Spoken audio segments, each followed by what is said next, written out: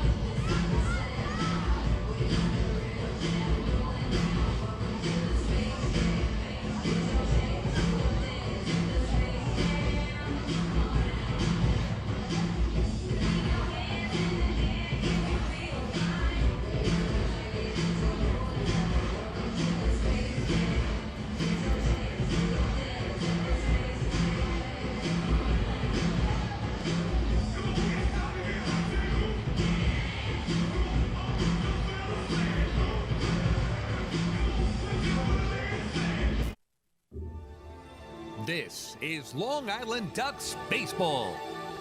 Justin Davies at the plate, the winning run at third. Crowd going nuts. Swung on, bouncing ball left side, off the mitt, up third baseman Brad Strauss. Here comes Willie Rodriguez. Justin Davies has done it again. The Ducks are one quack away from the championship. Jason Johnson makes the catch. He makes the catch, and the Long Island Ducks have swept the Camden River Sharks. They are the 2004 Atlantic League champions. Line bunts up the third baseline. Esquivel charging in. They're not going to have a play, and the Ducks are the champions of the Atlantic League here in 2012. Going back is Adam Bailey. He settles under it. He makes the catch. Adam Bailey makes the catch, and for a second straight year, the Atlantic League trophy will reside on Long Island. The Ducks are the Atlantic League champions. And now it's time for the Long Island Ducks North Shore LIJ Southside Hospital pregame show.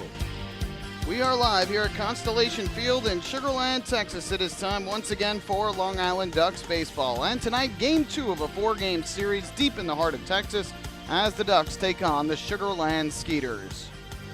Well, good evening, everybody. My name is Michael Pollack. Thank you so much for tuning in on your Thursday night, whether you're joining us back home on Long Island or here in Texas. We appreciate you tuning in on the Ducks official YouTube channel, youtube.com/DucksBaseball, and online as well at liducks.com. Well, the Ducks are going to look to rebound tonight and even up this 4-game series at a game apiece. A tough start to the series yesterday. A long day for the Ducks. They had the early wake-up call and bus from Bethpage Ballpark to fly down here to Texas. Got in, got some rest, got onto the field here, and the Skeeters came away with a 4-2 win in the series opener, as the Ducks only were able to manage a couple of runs in the 4th inning of yesterday's game before the Skeeters rallied for 2 in the 5th inning and held on for the win. We will recap yesterday's game first here on the pregame show, that coming up momentarily. Then a little bit later on, we'll have a brief preview of today's pitching matchup with 2 pitchers starting who have both had some struggles earlier this year and are both looking to right the ship here tonight. And then we'll take a look at the starting lineups for tonight's game and then have the first pitch just after 7:05 p.m. here local time in Texas, 8:05 if you're joining us back on the East Coast. So we'll take a break and come right back here at Constellation Field, getting ready for the Ducks and the Skeeters tonight in Sugar Land. Hi, this is manager Kevin Byers, and you're listening to Ducks Baseball on the Ducks official YouTube channel, youtube.com/DucksBaseball. North Shore LIJ Southside Hospital in Bayshore is the healthcare heart of our community. We provide outstanding health care right here at home with centers of excellence in cardiology, orthopedics, neurosciences, women's health services, and much more. Experience counts, and North Shore LIJ Southside Hospital has been around for nearly a century of care. For more information, please call 631-968-3000 or visit us on the web at www.nslij.com. Can't get enough of the Long Island Ducks? Well, now you can get even more inside info on your favorite hometown team through Facebook and Twitter. The Ducks are constantly updating fans through social media with scores, transactions, ballpark promotions, and much more. You can even win great prizes. All you'll need to do is make a free account on Facebook and Twitter, and then visit us at facebook.com/LIDucks and twitter.com/LIDucks. Think you're Long Island's biggest Ducks fan? Get connected now.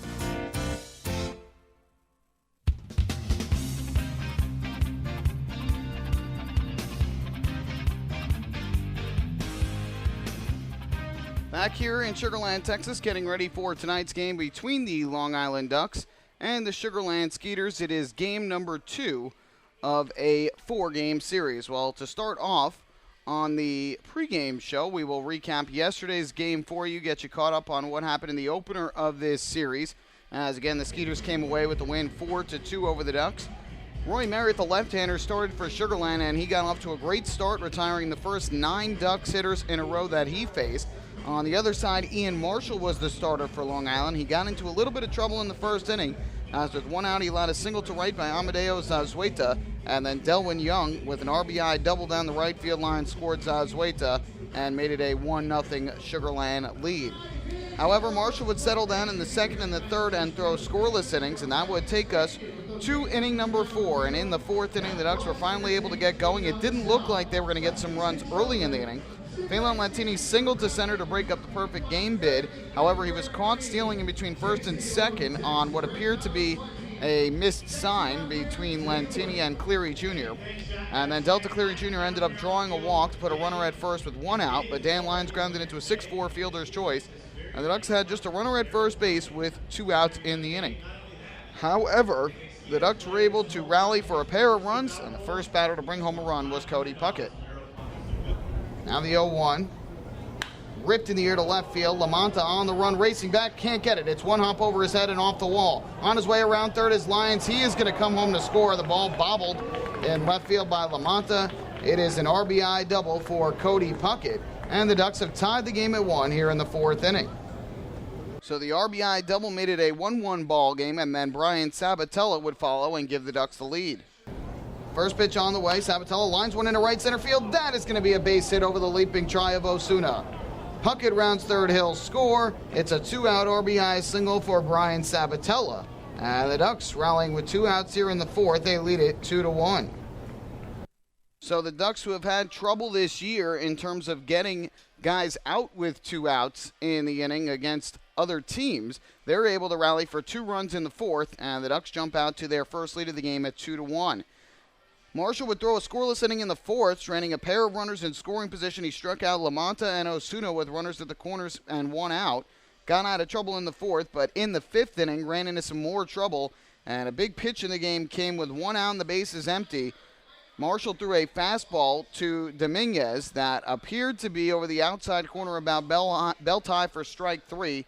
He thought it was strike 3. The Ducks dugout thought they had strike 3 for the second out, but it was not called strike 3. Greg Oros, the home plate umpire, who drew the ire of the Ducks all night, called it ball 3.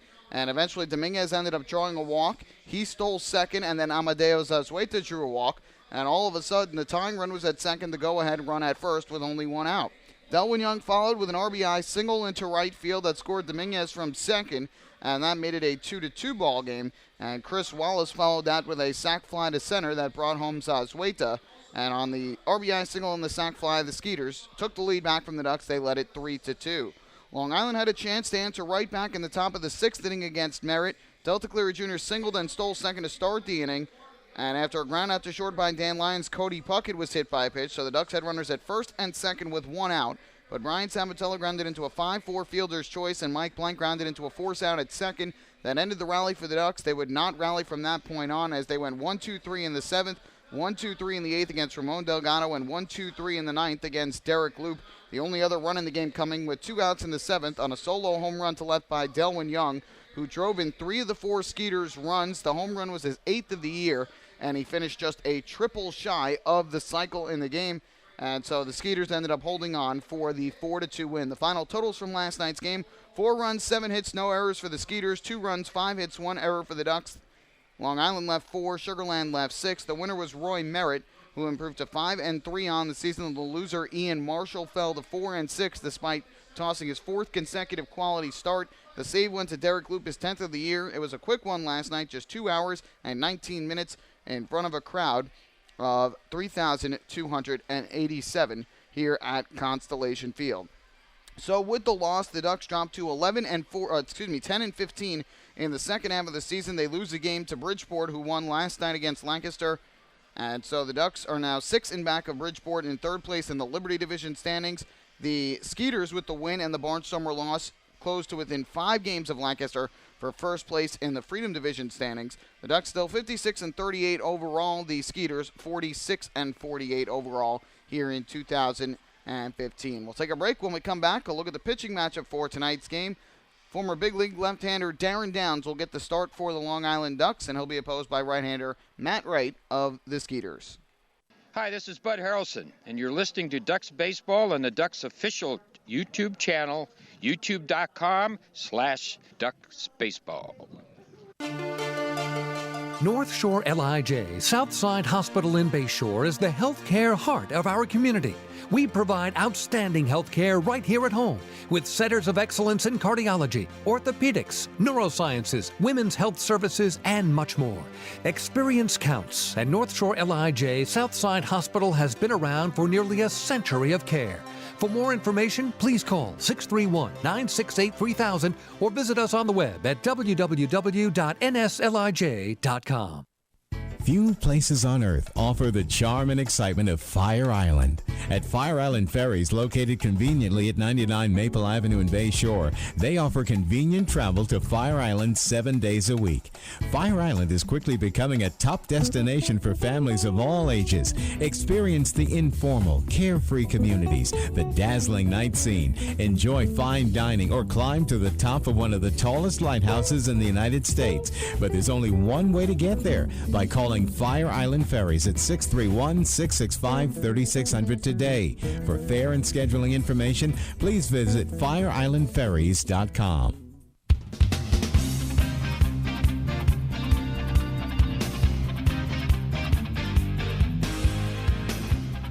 Back in Sugar Land, Texas, getting ready for tonight's game between the Long Island Ducks and the Sugar Land Skeeters. Game 2 of a 4-game series. Let's take a look at the pitching matchup for tonight's game. And for the Ducks, it will be left-hander Darren Downs, an important start for the lefty, who is making his 5th start with the Ducks and is looking for some better results. To this point, 0-3 record, a 6.11 ERA through the first 4 starts.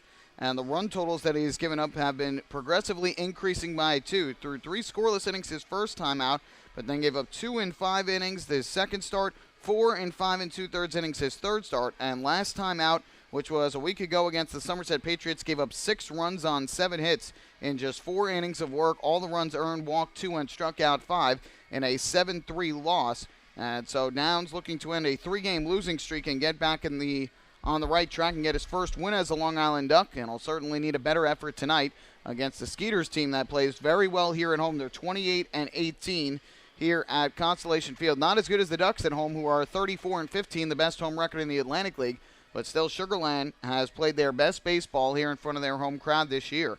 On the other side, they will send their veteran right-hander Matt Wright to the mound, and Wright has also lost 3 straight starts and has struggled this year. He is 5-5 with a 4.37 ERA in 17 starts overall, but he took the loss his last time out in what was his second shortest starting of the year. He went just 3 2/3 innings on July the 31st against the Southern Maryland Blue Crabs in a 9-1 loss, gave up 8 runs, 4 of which were earned on 8 hits, walked 1, and struck out 6.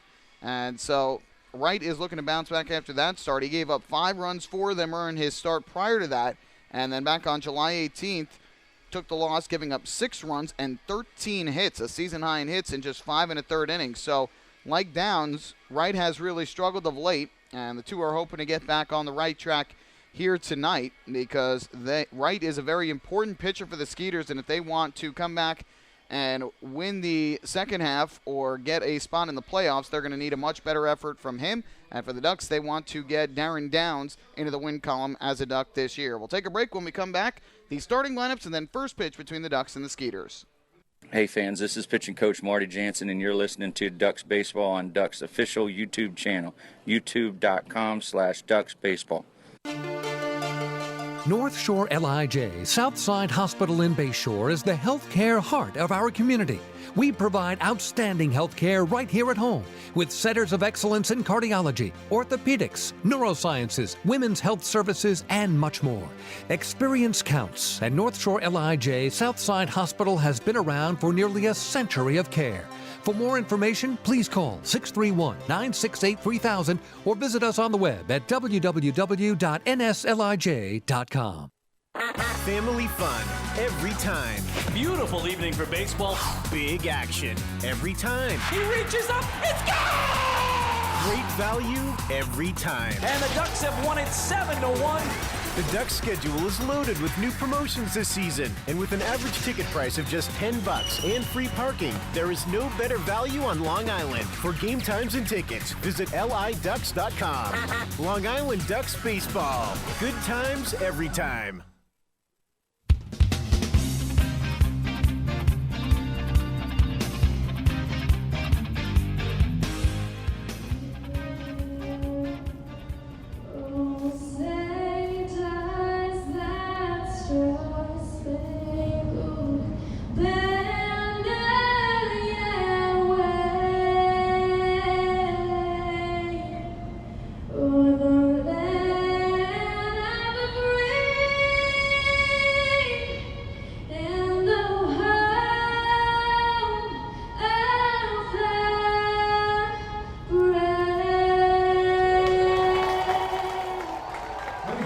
tonight's national anthem here at Constellation Field as the Ducks and the Skeeters get ready to do battle for the second time in this 4-game series. This is the 8th time that these two teams are playing on this field this year, and it's been all Sugarland so far. They have won 6 of the first 7 meetings, including 5 in a row. And this ballpark has not been kind to the Ducks throughout their history, as the Ducks are now just 11-25 here at Constellation Field since it opened back in 2012. Well, let's take a look at the starting lineup for tonight's game for both the Ducks and the Skeeters. For the Ducks, just one brief change in the lineup. Phelan Lentini will lead things off. He is the right fielder. In center field, batting second, Delta Cleary Jr. The shortstop is Dan Lyons. He will hit third. And in the cleanup spot is the third baseman, Cody Puckett. Batting fifth, serving as the designated hitter for tonight, is Brian Sabatella. Mike Blank will do the catching and hit sixth. At first base, John Griffin. He hits in the number 7 hole. Moving up to the 8th spot tonight is Blake Davis. He will also get the start in left field. And rounding out the order for the Ducks is the second baseman, and that is Carlos Hughes. And for Davis, this will be just his 3rd start in left field this year. On the other side for the Skeeters, a couple changes for them. Jeff Dominguez will lead off. He goes to left field tonight. Amadeus goes right to the shortstop, batting second. Delwyn Young, off his big night last night, moves to first base, and it's in the number 3 spot. Chris Wallace in the cleanup spot of the order. He will do the catching. Darrell Ward serves as the designated hitter and bats 5th. Kevin Russo back into the lineup with the left-hander on the mound. He is in right field hitting 6th. Rennie Osuna moves up to the 7th spot and plays second base. Patrick Palmero back in the order as well. He is the third baseman hitting 8th. And rounding out the order for the Skeeters is the center fielder, and that is Denny Almonte. Well, it is another hot and humid day here in Sugarland, Texas. No question, the heat and humidity are difficult for anybody to bear. But the Ducks and the Skeeters will have to bear with it once again today. For the Skeeters, it is normal for them. They are used to the conditions like this throughout the summer in Texas. It gets hot, it gets humid, temperatures consistently in the triple digits, and that's what we've got here today. Now it has gotten a little bit cooler, back into the 90s, but earlier today, high point of the day, got up to over 100 degrees. And that is the forecast for the rest of the Ducks' 4-game stay here in Texas. But on the bright side, wall-to-wall clear skies overhead. No clouds, no rain in the vicinity. So that is good news, because nobody likes to see any sort of rain that delays any game or causes any game to be prevented from being played. In fact, last year when the Ducks were down here Memorial Day weekend, the game on Memorial Day was rained out. It was the first time that the Skeeters had a rain out in their franchise's history. The two teams had to wait until the second trip of the year for the Ducks in September to make up that game. That series ended up being stretched to a 7-game and 6-day series. Well, we are ready to go here at Constellation Field. Phelan Lentini has stepped into the batter's box, and Matt Wright has stepped up onto the pitching rubber. And the first pitch of tonight's game is on the way from the Skeeters right-hander. It's a fastball strike in at the knees. We're underway at approximately 7:09 p.m. local time here in Texas, 8:09 if you're joining us back on Long Island. The 0-1, Lentini rips one high in the air, deep to left field. Going back is the left fielder Dominguez. He will look up, and this ball is a foul ball. Oh, Lentini crushed it deep down the left field line, but the third base umpire making the call, Greg Oros, that it is a foul ball. So Lentini rounds the bases, comes back to home plate, and will get the bat. Lentini just missed hitting his first home run of this year as a member of the Ducks. A high, deep drive down the line. We couldn't see it once it went into the air. Home plate is in the shadows, most of the infield in the shadows, but the outfield's still in the sun, so you kind of lose it as it goes out there. The third base umpire pointed foul, and here Lentini fouls one off to the first base side, and that will keep the count at 0-2. So far, Lentini 9 of 33 since rejoining the Ducks, a .273 average, no homers, a run batted in, and 3 runs scored. 0-2 from right. Swing and a miss for strike 3. Chased the breaking ball down in the zone. First strikeout for the Skeeters right-hander. 1 out here in the top of the first inning. Ducks are once again in the alternate orange jerseys. The orange Ducks logo on the front, green number with a white outline on the front and the back, gray pants with a black stripe down the side. Skeeters going with their home white jerseys tonight with the yellow Skeeters logo on the front, blue stripes down the side of the shirt, and on the back the name and number in navy blue.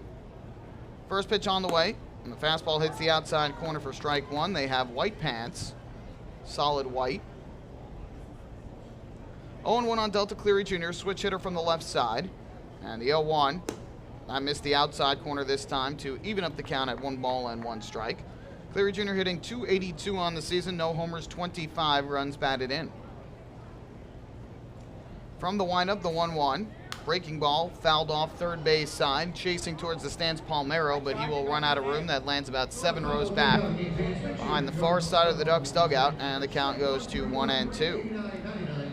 Wind is blowing in from right center field once again, but not in directly towards home plate like it was yesterday. Today it's blowing more towards the third base dugout or the left field corner.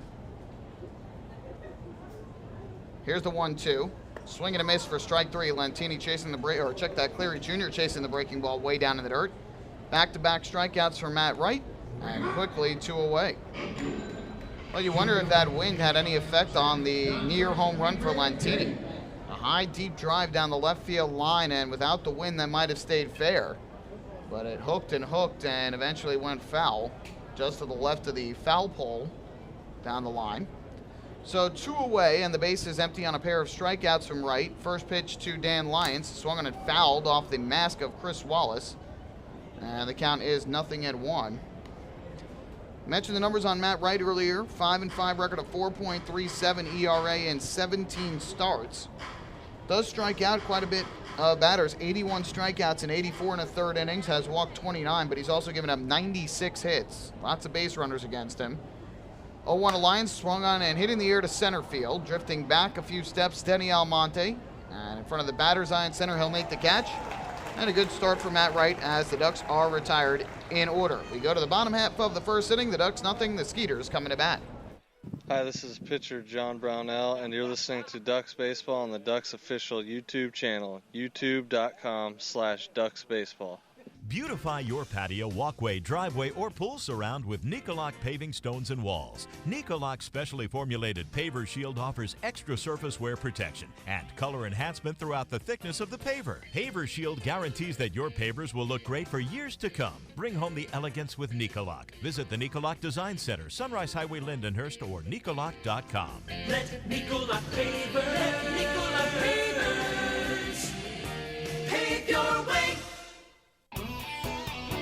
Enjoy the ultimate VIP fan experience at Bethpage Ballpark this season by taking in a Ducks game from the brand new Trout Town Fan Can. Presented by Roscoe Beer Company, the Fan Can is available for rental at all Ducks home games. It features 12 Dream Seat theater-style padded seats, beverage holders, an air-conditioned atmosphere, and an incredible view of the game. Packages are now available with food and beverage included. To reserve your Fan Can outing today, call the Ducks Group Sales Department at 631-940-3825. The Trout Town Fan Can at Bethpage Ballpark. Your VIP experience has arrived.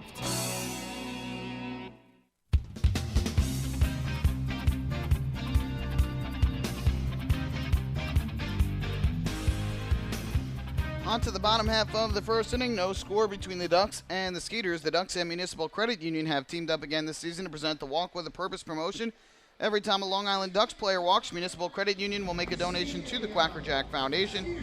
Municipal Credit Union serving members since 1916. So the Ducks go in order once again in the top half of the first inning. That takes us to the bottom half of the inning, and left-hander Darren Downs hoping to get off to a good start here tonight against Sugar Land. It is 90s night here at Constellation Field, so lots of the front office staff dressed up in 90s attire. I believe I saw 4 of the staff members dressed in Spice Girls attire, and they've had a 90s playlist of music running since the gates opened here today. A School of Rock band was here playing on the dugout before the game, playing a lot of 90s themed songs, and when the Skeeters took the field, they were playing Enter Sandman, the famous hit from Metallica, as Sugar Land took their places out in the field before the top of the first inning. Jeff Dominguez to lead off for the Skeeters. And the first pitch is over the inside corner, just missed for ball 1. So everybody's in the spirit tonight, including yours truly, wearing my 90s Nickelodeon shirt, featuring several different characters from famous 90s Nickelodeon shows, as Downs misses outside for ball 2. It's been a better part of my childhood watching all those Nickelodeon-themed shows. Ground ball here to third. Tough hop for Cody Puckett. Juggles it, recovers, throws to first in time. Nice job by Puckett to stay with that tricky hop off the bat of Jeff Dominguez. And so that is out number 1. Ready for your Skeeters. Shortstop number 9. Sugarland will continue their theme nights tomorrow and Saturday. Tomorrow will be superhero night at the ballpark. So I'm sure everybody will be dressing up in their favorite superhero characters. And then on Saturday, it will be Star Wars night, which the Ducks just had during their last homestand. First pitch on the way is a fastball strike on the outside corner to Amadeo Zazueta, and the count 0-1. Zazueta, the shortstop and 2-hitter, batting from the right side. Sugarland putting much more righties in their lineup today. As Zazueta hits a chopper up the middle, the shortstop Lyons fields his throw to first is in time for the out. Good play by Dan Lyons. First baseman number 24, Delwin Young. Now I'm looking out to the field right now. I think Kevin Baez made some changes to his lineup. We were not told about it. As I'm looking out there now, Brian Sabatella is in left field. That is Blake Davis at shortstop. And Carlos Hughes at second. So I'm thinking Lentini is playing left, Davis is at short, and Lyons is getting the half day as the DH. Here, this pitch misses up and outside for a ball. The count goes to 1-0. So that must be what happened. So Lyons is in the 3 spot as the designated hitter. Sabatella is in left field as Downs delivers a strike. And the count even up at 1-1 on Delwin Young. Switch hitter from the right side who drove in 3 of the 4 runs yesterday for the Skeeters. Here he takes up and outside. The count goes to 2-1. So Sabatella in left. Davis is at short. And Lyons getting the day as the DH. Here's the 2-1. Young swings, pops one up foul, first base side. Griffin gives it a look. This will be back into the seats, though. And the count goes to 2 balls and 2 strikes on Delwin Young, who's hitting .271 this year with 8 home runs and 28 runs batted in.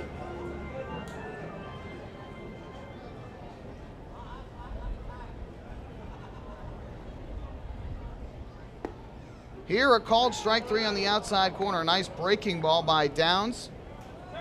Young didn't like the call, but it is strike 3, first strikeout of the day for Downs, and that ends a 1-2-3 bottom half of the first inning. So both sides go in order in their half of the first, which means we will head to the second with the Ducks and the Skeeters scoreless. Hi, this is shortstop Dan Lyons. You can follow me on Twitter at @TheDannyLyons, and you're listening to Ducks Baseball on the Ducks official YouTube channel, youtube.com/DucksBaseball.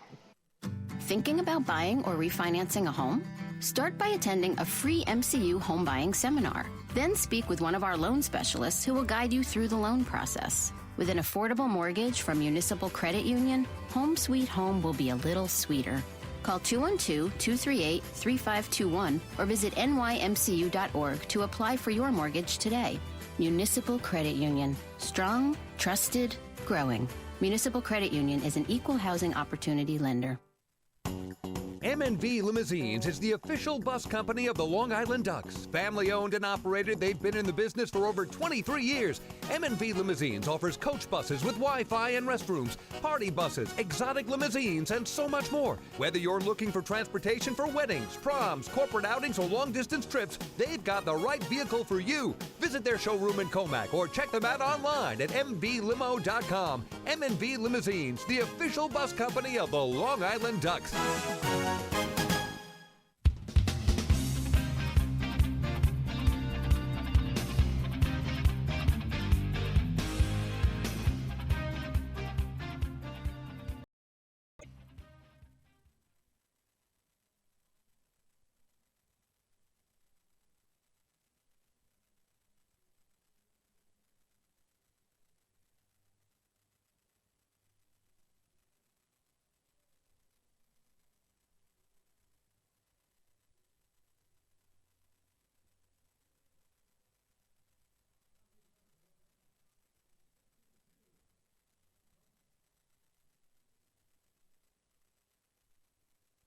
Back here in the broadcast booth, apologies for the delay. I kid you not, I was just locked out of the broadcast booth in between innings, so that was the delay getting back in. No scores, we go to the second. Cody Puckett takes a fastball on the inside corner for strike 1. You can't make this stuff up, folks. I just went out to let the Skeeters know about the defensive changes that we noticed in the first inning as Puckett takes up high for ball one. Must have been some late changes to the lineup for Kevin Baez in terms of where guys were defensively. So you go and try to do the right thing to tell the Skeeters and their staff about it as Puckett goes around on the half swing on a breaking ball, and that is strike two. And sure enough, you get locked out of the broadcast booth. So that's how that went. But either way, we're back. And as we go to the second inning, both sides going in order in their half of the first inning. And now the 1-2 to Puckett is lifted in the air to right center field. Denny Almonte moves to his left, lines it up. He'll make the catch. So line out to center for Cody Puckett. That is the first out of the second inning. As we saw yesterday, Roy Merritt was in a good groove in the early going, retired the first 9 Ducks that he faced in order before the Ducks finally got going in the fourth and scored their 2 runs of the ball game in the fourth inning. So again, Sabatella is in left field and Davis at shortstop with Lyons getting the half day as the DH. Here is Sabatella to the plate. First pitch from right is a fastball over the outside corner for strike one. Sabatella has done very well against the Skeeters this year. A .350 batting average against Sugar Land. Had an RBI single yesterday. And the 0-1 here, swung on and fouled off first base side, well out of play. And the count is 0-2. Sabatella had .286 on the season. 1 home run, 35 runs batted in.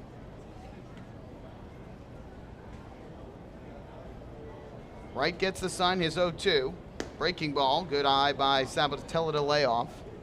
And it goes to 1-2. A little bit of a bigger crowd here tonight than was the case last night. Still a bunch of empty seats down the lines. 1-2, another curveball missing down and away. That'll leave in the count at 2-2. A handful of fans out on the lawn seating area and right center. And most of them are over towards the right field foul pole, which is currently in the shade. So they're trying to stay as cool as possible on this hot and humid night. 2-2 to Sabatella. Check swing, taken on the outside corner anyway. A called strike 3. Third strikeout in 5 batters for Matt Wright, and they are quickly 2 away. Ducks struck out 10 times last night as a team. The Ducks currently lead the league in terms of how many batters they have struck out. Ducks pitching staff has struck out 757 batters this year, more than any other team in the league. The closest competitor is the Barnstormers, who are at 685. First pitch to Mike Blank is in for a called strike, and the count 0-1. As a team, the Ducks have struck out 640 times, which does not lead the league.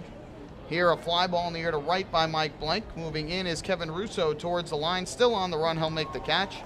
Blank retired on the flyout, and that ends a 1-2-3 top of the second. Led to the bottom half of the second inning, the Ducks and the Skeeters are still scoreless. Hey fans, this is closing pitcher Ryan Cushmall, and you're listening to Ducks Baseball on the Ducks official YouTube channel, youtube.com/DucksBaseball. The results are in. Thousands of PSEG Long Island customers participated in our energy efficiency programs, saving nearly $35 million.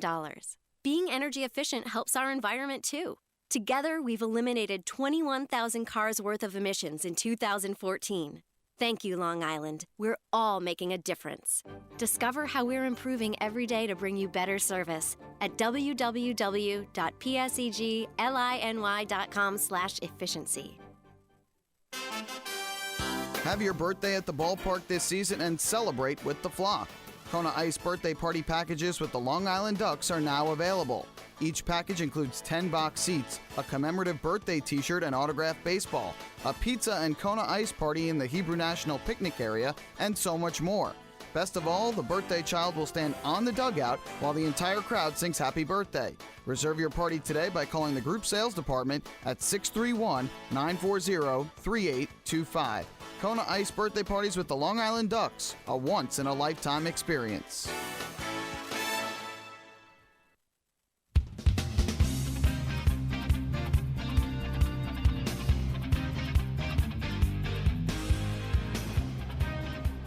Bottom half of the second inning, no score Ducks and the Skeeters. Time to go through the Ducks Health Report, which is brought to you by Island Shore Physical Therapy, the official therapist of the Long Island Ducks.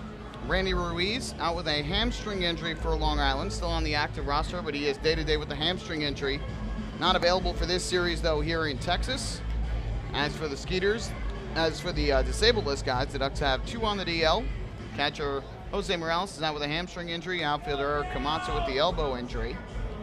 Skeeters have 3 players on the disabled list. They have Todd Jennings, a catcher, Matt Maloney, a pitcher, and Willie Tavares, an outfielder, who are all nursing injuries. Travis Scott has had a problem with his toe of late, and so he is limited to designated hitter duties. He is not able to catch behind the plate for now. So we go to the second inning, bottom half, as the first pitch from Darren Downs in for a strike. Good start for the left-hander.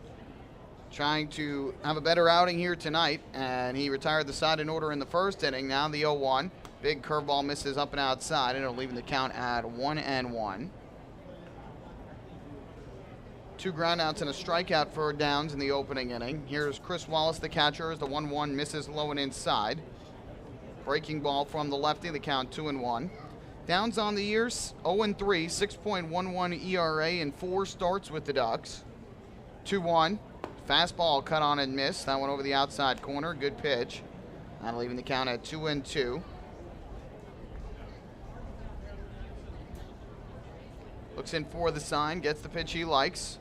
Kicks and fires, and Wallace swings. Pumps one up in the air. Foul down the right field line. Long run for Phelan Lentini over towards the line. He'll run out of room, though, and it will hop off the tarp. And it looked like it might have gone up into the seats.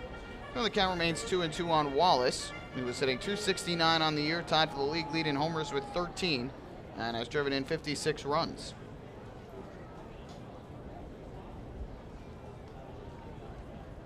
Downs gets the pitch from Blank, and the 2-2 on the way. Wallace swings and misses strike 3. Chase the breaking ball down and in.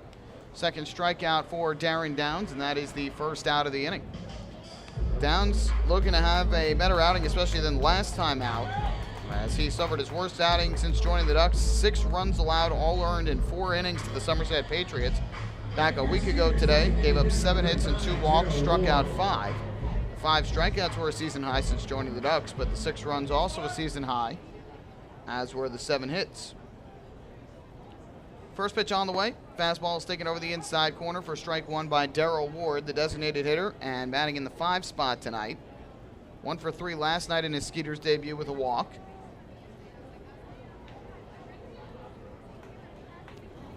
0-1. Breaking ball, a half swing. They appeal to the third base umpire, Greg Oros, who says that Ward went around. And they count 0-2 on the Atlantic League veteran, who is now with his 5th different team in the Atlantic League in the Sugar Land Skeeters. First joined the league in 2009 with the Newark Bears. Here's the 0-2. Fastball missed low. Blocked at the plate by Blank, the count 1-2. He's also spent time with the Lancaster Barnstormers, the Somerset Patriots, the Southern Maryland Blue Crabs earlier this year, and now with the Sugar Land Skeeters.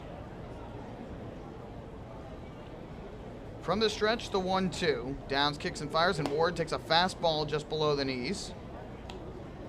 Now leaving up the count at 2 balls and 2 strikes on Ward, who earlier this year hit .237 with Southern Maryland, a home run and 15 runs batted in. Lights are on here at Constellation Field. The wind continues to blow in from right center, and the 2-2. Swung on a grounder to the right side. Couple hops for the second baseman, Carlos Hughes, and his throw to first is in time.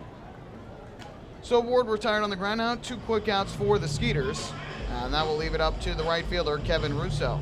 Thank you, Sugarland. Right fielder 5, Kevin Russo. Downs, a former major leaguer, 4-4 record at the big league level with a 4.76 ERA, 92 career games. Spent 3 seasons in the show, 2 with the Detroit Tigers, 2012 and 2013. First pitch fastball is over the outside corner for strike 1. Last year he was fairly local here. He was with the Houston Astros a year ago. Got to see a lot of those young players that are very talented coming up in the Astros system, and now with the big league club. Is this pitch taken outside for ball 1? Guys like Jose Altuve and Carlos Correa. And those young guys, George Springer, who have been so vital to the Astros' success this year. 1-1. Breaking ball is taken up high, and the count goes to 2-1. And I can tell you from being down here 2 different times this year, the Astros' pride from their fans really has grown this year. In previous seasons, when the Astros really were struggling the last couple of years, you rarely saw guys wearing Astros attire around town. This pitch is fouled off. You would see the occasional, because the fans here are very passionate about their team, but ultimately they were struggling, and fans were obviously frustrated with the struggles. However, this year with the Astros in first place in the American League Western Division. Everybody's got Astros to tire on as Russo fouls one back behind the plate. Up into the seats, the count still 2-2. And so Sugar Land, which is a suburb of Houston, about 25 minutes to the south and west of Houston. Lots of malls. There's a mall right near the team hotel here in Sugar Land, which has several sports stores that are decked out in Astros gear right now. 2-2. Ground ball to the right side, a little worm burner for John Griffin, who will take it to the bag himself and beat Russo by a couple steps. And Darren Downs with his second straight 1-2-3 inning. Good start for the left-hander, who's retired the first 6 in order. We'll take this game to the third. No score at Constellation Field. Hey fans, this is first baseman John Griffin, and you're listening to Ducks Baseball on Ducks official YouTube channel, youtube.com/DucksBaseball. James Simmons is going back. He is looking up, and on Park in the Park Night, that one is gone and reaches a kennel in Central Islip.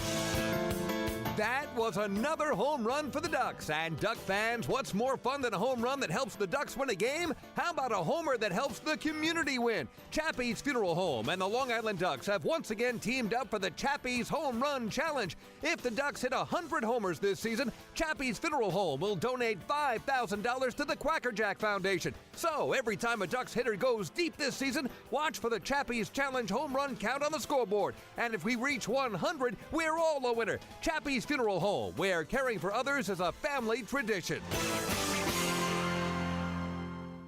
Can't get enough of the Long Island Ducks? Well, now you can get even more inside info on your favorite hometown team through Facebook and Twitter. The Ducks are constantly updating fans through social media with scores, transactions, ballpark promotions, and much more. You can even win great prizes. All you'll need to do is make a free account on Facebook and Twitter, and then visit us at facebook.com/LIDucks and twitter.com/LIDucks. Think you're Long Island's biggest Ducks fan? Get connected now.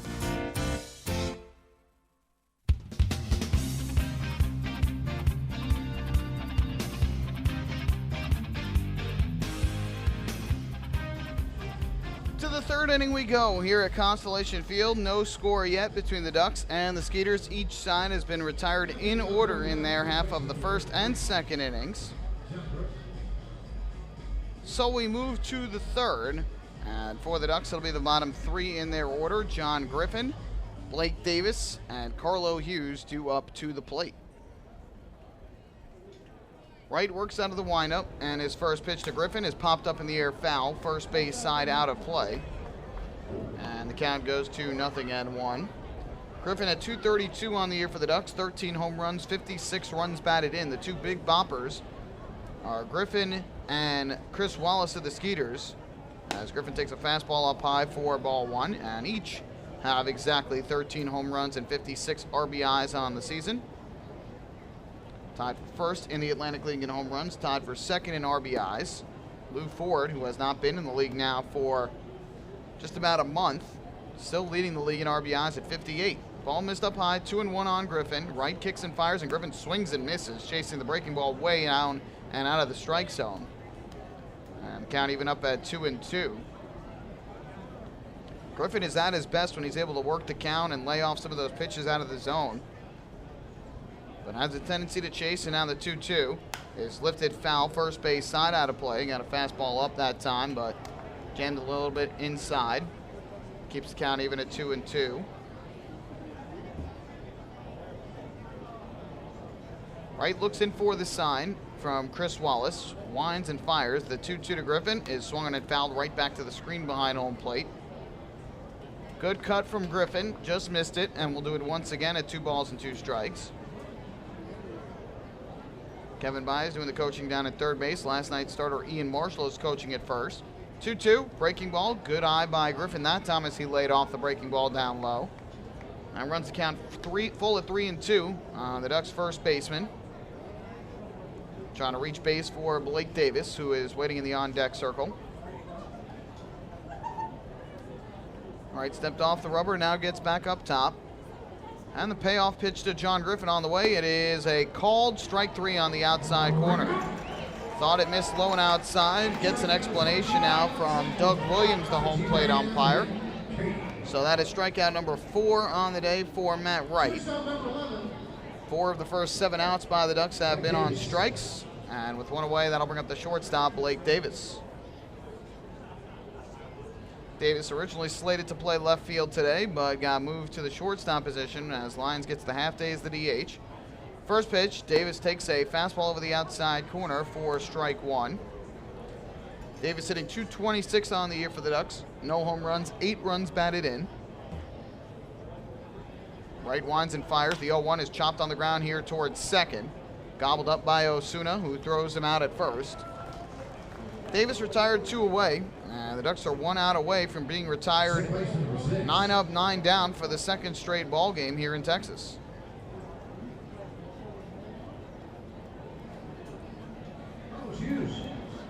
So with 2 down and the bases empty, Carlos Hughes will step to the plate. Hughes batting from the left side. He is a switch hitter. Making his 4th start in a Long Island Ducks uniform. Still looking for his first Ducks hit as he is 0 for his first 9. Right winds and fires, and Hughes will take a fastball over the inside corner for strike one. Hughes, as we mentioned, 0 for 9 with 3 strikeouts so far after joining the Ducks. Began the year with Sussex City in the Can-Am League. And here takes outside to even up the count at 1-1. Another fastball from right.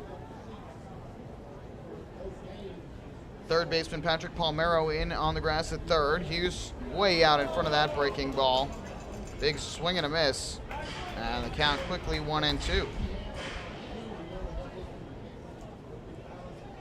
Wright gets the pitch he likes, and the 1-2. Swung on and chopped weakly here up the third base line. Charging in is Palmeiro. Bare hands, throws to first, not in time, and he throws it past the first baseman Young, and that's going to allow Hughes to go to second. Ill-advised play there by the third baseman Patrick Palmeiro. There was no chance they were going to get Carlos Hughes on that play. His speed much too great, and there's the first Ducks hit for Carlos Hughes, an infield single to the third baseman Palmeiro, and then he advances to second on the error from Palmeiro, which will be his 9th of the year. So congratulations, Carlos Hughes, on his first Ducks hit. And now he is in scoring position with 2 out in the inning, and that will leave it up to Ducks right fielder Phelan Lantini to try and drive him home. So after the first 8 retired in order, Carlos Hughes is on base, and now Wright will step off the rubber and go through the signs once again. Hughes with good speed at second. And the first pitch on the way. Lantini takes a breaking ball low and outside. Excellent block behind the plate by Chris Wallace. And the count 1-0. Lantini a strikeout victim his first time up back in the opening inning. High Black Sox stands in the right-handed hitting batter's box. Right from the stretch gets the sign. And the 1-0. Fastball low and away again. And the count goes to 2-0. On Phelan Lantini. Wright stands in at 6'5". He's 250 pounds. Out of Robinson, Texas, 33 years old. Skeeters veteran in his 3rd year, or check that, 4th year now with the Skeeters. 2-0 pitch on the way. Lantini takes a fastball way low and outside again. 3 balls and no strikes. Wright also starting to enter the coaching ranks. He is listed as the assistant pitching coach under Jeff Scott, the Atlantic League veteran. So 3-0 on Lantini. Another out of the strike zone would put 2 on and 2 out for Delta Cleary Jr. Here's the pitch, and Lantini takes a fastball up and inside, ball 4. So there is a 2-out walk to Phelan Lantini. First walk of the day issued by Wright. It is our first Municipal Credit Union walk with a purpose. Every time a Ducks batter walks, the Quacker Jack Foundation wins. The Ducks with runners at first and second with 2 men out. And up to the plate steps Delta Cleary Jr. So now that error by Patrick Palmeiro doesn't loom as large, because Hughes would have made it down to second anyway after the walk to Lantini. First pitch on the way to Cleary Jr. Breaking ball is over the outside corner for strike 1. Cleary Jr. also struck out his first at-bat back in the opening inning. Good speed at both bases for the Ducks as Wright gets the sign. Now the 0-1, and Cleary Jr. takes the fastball off the outside corner to even up the count at 1-1. Wright originally from Waco, Texas, a couple hours away from here. 11 strikeouts away from 1,500 in his career entering tonight. And now with 4 strikeouts, only 7 away from that mark. He misses up and away here and is running into some trouble here in this inning. Count 2-1. He steps off the backside of the mound now to compose himself. And now steps back up onto the rubber. Hughes leads at second. Lentini at first with 2 down. The 2-1 at Cleary Jr. Swung on and missed late on the fastball over the outside half of the plate, and the count even up at 2-2. 2 balls, 2 strikes, 2 outs. Top of the 3rd inning, no score. Ducks and the Skeeters in game 2 of this 4-game set. Right, ready to go. Kicks and fires, and Cleary Jr. swings and fouls this one off third base side. Fouled it up into the sweets on the third base side. A fastball. Wasted by Cleary Jr. We'll do it again at 2-2. If he reaches, Dan Lyons would be next. Hughes takes his lead at second. Lentini at first at 2-2. Breaking ball, cut on and missed for strike 3. He chased down in the zone. 5th strikeout for Matt Wright over the first 3 innings, and the Ducks strand a pair. No runs, 1 hit, 1 error, a walk, 2 left on base. We go to the bottom of the 3rd. No score, Ducks and the Skeeters. Hey fans, this is outfielder Brian Sabatella, and you're listening to Ducks Baseball on the Ducks official YouTube channel, youtube.com/DucksBaseball. Spring into a new Honda at Huntington Honda and pay $59 a month for a new 2015 Honda Civic LX sedan. $59. So spring into Huntington Honda on Jericho Turnpike just east of Route 110 or huntingtonhondacars.com. Huntington Honda, discover the difference. Auto 24-month lease, total due at inception. Civic $31.90 includes bank fee, first month's payment, no security deposit. Taxes, DMV, title fees extra with excellent credit through HFS.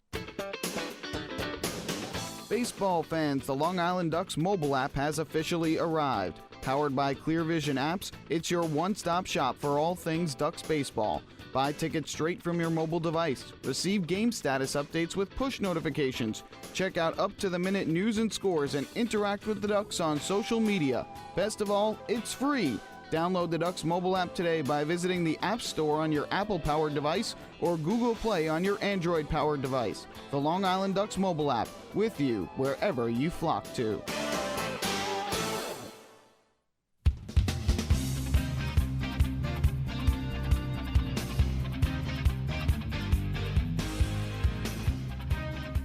Well, Ducks fans, when Delta Cleary Jr. struck out to end the top half of the 3rd inning, that was the 15th out of tonight's ball game. Did you know that a 15-minute phone call to Geico could save you 15% or more on your car insurance? Get a free quote today. Call 1-800-947-AUTO, 1-800-947-AUTO, or visit geico.com.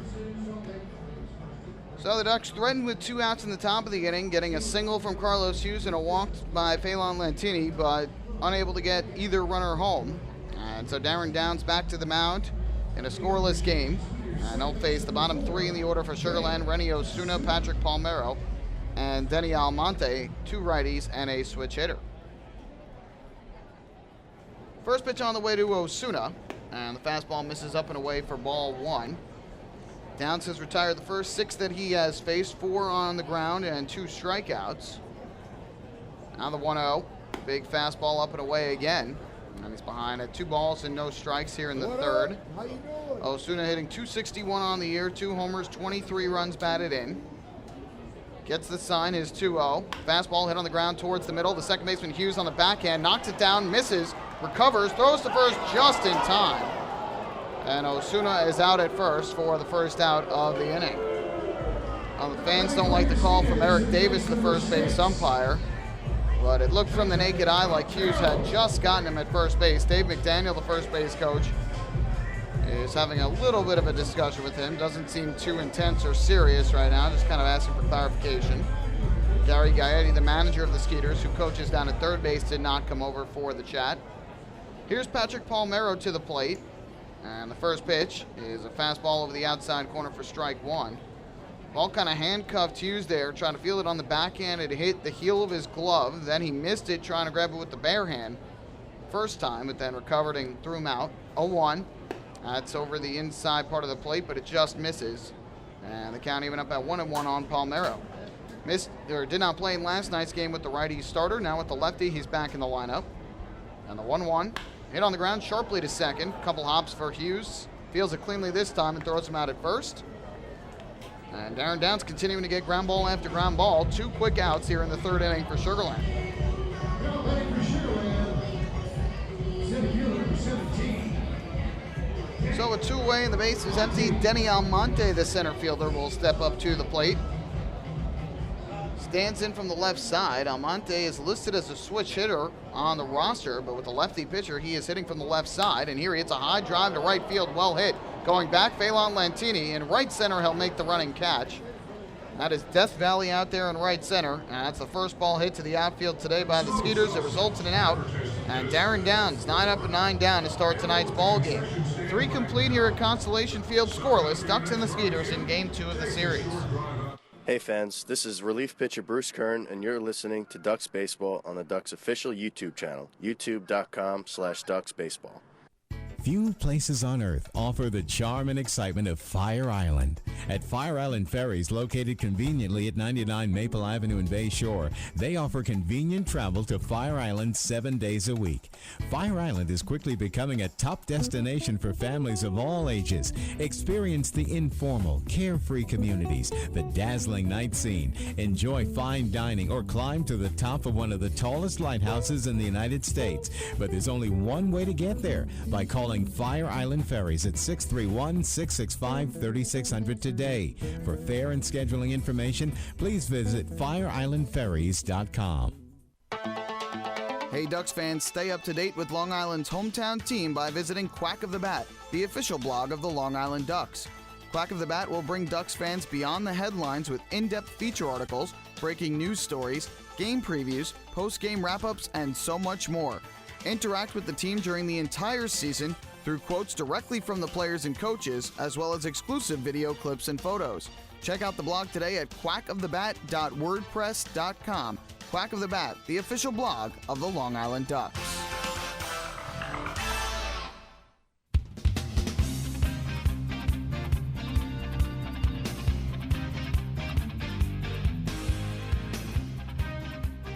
We go to the 4th inning here in Sugar Land, Texas. Good pitchers duel so far between Matt Wright and Darren Downs. No score, Ducks and the Skeeters. Time for today's 4th inning trivia, where we test your knowledge of the Long Island Ducks, the Atlantic League, and baseball as a whole. Well, today's question is a 90s themed question. On this date, August the 6th, in 2 separate years in the 1990s, one Major League player hit his 2,000th career Major League hit and his 3,000th Major League hit. It came 6 years apart. The question, who was the player? Who is the one former Major Leaguer who on this date hit both his 2,000th and 3,000th Major League hits? Here, a ground ball into the hole at short. The throw to first, not in time. It's offline. Lyons beats it out. And the Ducks shortstop is on to start things off here in the 4th inning. I should say the Ducks designated hitter, since Lyons serving as the DH tonight.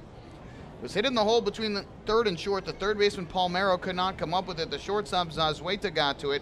Threw off balance to first. The throw pulled Young off the bag. Lyons might have been safe anyway. It is ruled an infield single for Lyons. So the second hit of the ball game for the Ducks, and they've got one on with nobody out, and that will bring Cody Puckett to the plate. So we'll let you think about the question. We'll give you the answer in the bottom half of the inning. First pitch to Cody Puckett is taken on the outside corner for strike 1. If you're able to guess the 2 years as well that this player got his 2,000th and 3,000th hits respectively, even more bonus points for you. Ripped on the ground to third, gobbled up by Palmero though. He'll go to short for one, or second for one, on to first, not in time. Puckett beat it out, and a little bit of hesitation there from the second baseman Osuna might have prevented the double play. A hard one-hopper to the third baseman Palmero. It'll go down as a 5-4 fielder's choice, hit into by Cody Puckett. So Lyons out at second, Puckett on at first, and up to the plate will step the left fielder Brian Sabatella.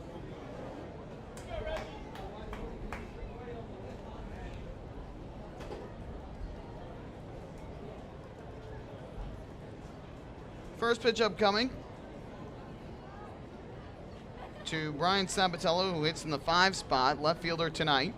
And the first pitch, fastball, is taken up high for ball 1.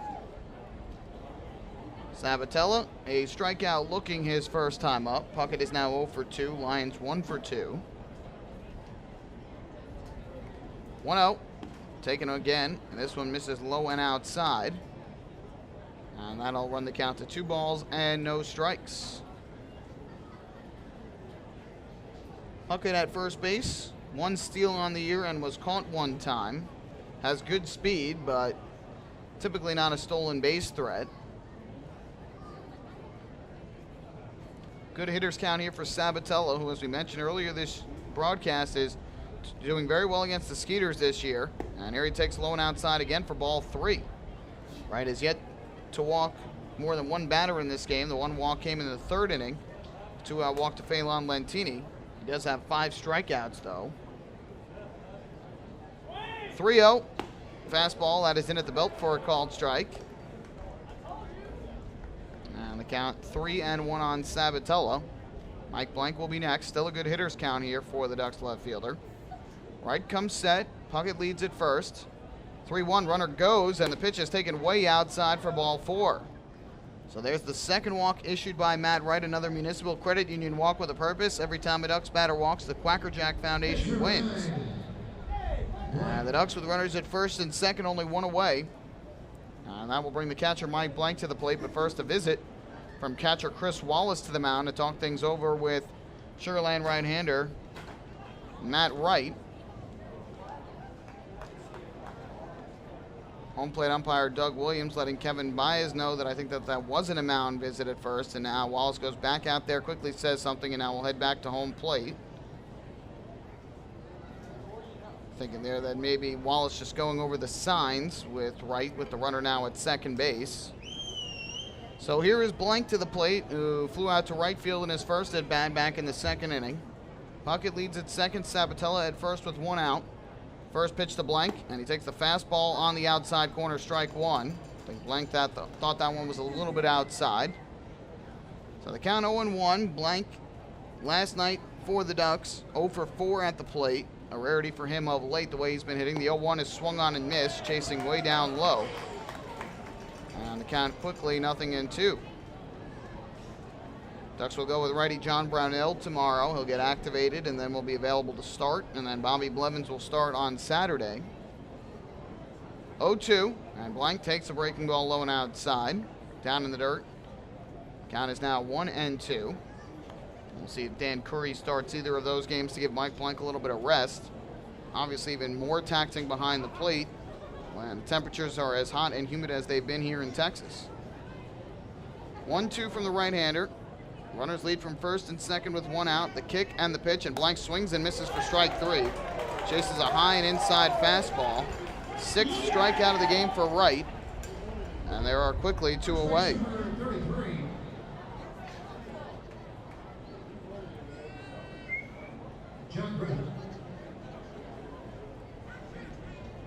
So 6 strikeouts in the ball game for the right-hander. And now with 2 on and 2 out, that will leave it up to John Griffin, who struck out looking his first time out. First pitch, and Griffin takes a fastball inside, and the count goes to 1-0.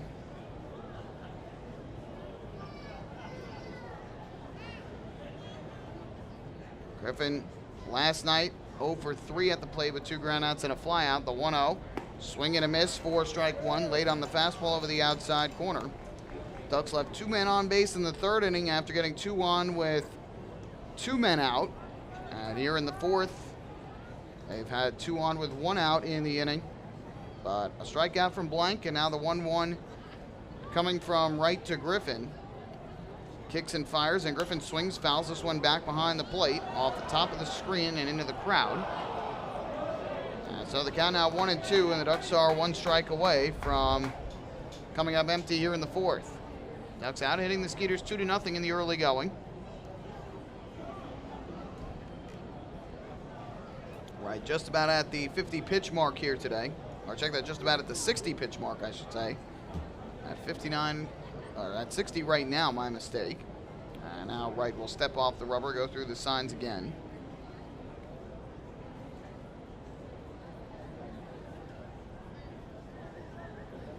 Kick and the pitch on the way. Griffin takes a fastball on the outside corner, called strike 3. Second time Griffin has gone down looking, and now 7 strikeouts for Matt Wright through the first 4 innings. We go to the bottom of the 4th, still scoreless here in Texas. Hey fans, this is outfielder Phelant Lentini, and you're listening to Ducks Baseball on the Ducks official YouTube channel, youtube.com/DucksBaseball.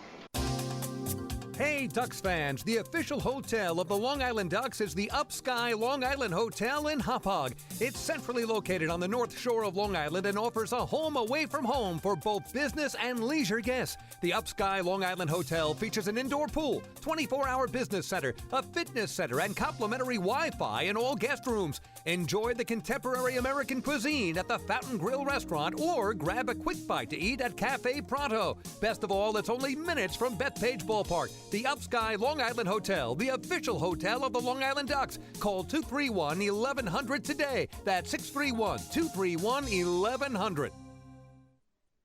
Family fun every time. Beautiful evening for baseball. Big action every time. He reaches up. It's gone! Great value every time. And the Ducks have won it 7-1. The Ducks schedule is loaded with new promotions this season. And with an average ticket price of just $10 and free parking, there is no better value on Long Island. For game times and tickets, visit liducks.com. Long Island Ducks Baseball. Good times every time.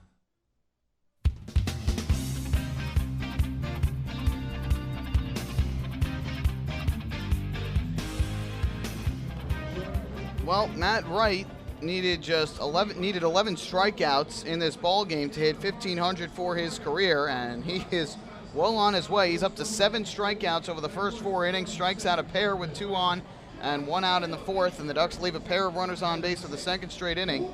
We go to the bottom of the 4th inning, still no score, and it's time for the answer to today's 4th inning trivia, where we test your knowledge of the Long Island Ducks, the Atlantic League, and baseball as a whole. Today's question, a Major League Baseball related question, and we wanted to know, on this date, 2 separate years, one Major League player earned his 2,000th and 3,000th career hit in the big leagues. Jeff Dominguez takes strike 1 from Darren Downs. We wanted to know who that player was. That happened 6 years apart, and if you guessed Tony Gwynn, you would be correct. Dominguez a little flare in the right center field, going out. Carlos Hughes coming in. Delta Cleary Jr. Hughes will make the running catch. Nice grab by the Ducks second baseman, and that is the first out of the 4th inning. Tony Gwynn earned his 2,000th career Major League hit in 1993, on August the 6th, 1993, a single off of Bruce Ruffin of the Colorado Rockies at Jack Murphy Stadium in San Diego, his 2,000th career Major League hit. And there's a breaking ball outside, ball 1, Amadeus Azueta. Then 6 years later, August 6th, 1999, Tony Gwynn singled off of Montreal Expos rookie Dan Smith in the first inning for his 3,000th career Major League hit. Downs misses low and inside for ball 2.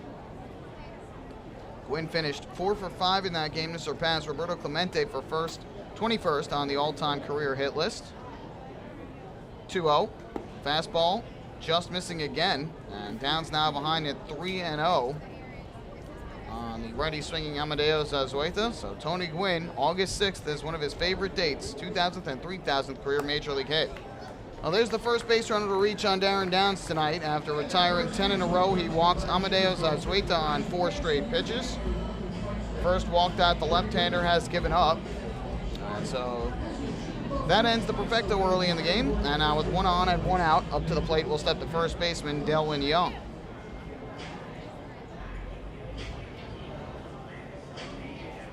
Young, a switch hitter, batting from the right side.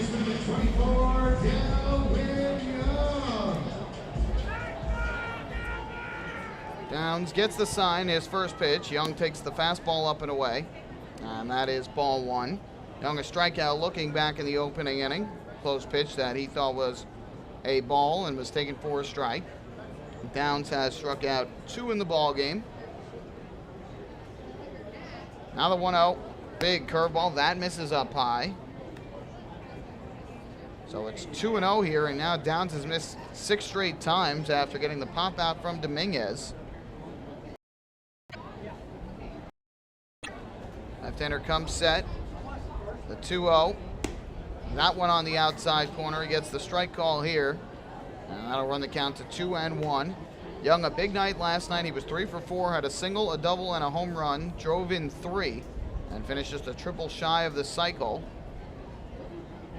Here's his 2-1 to throw over to first to check on Zazueta, who this year has 8 steals in 11 attempts.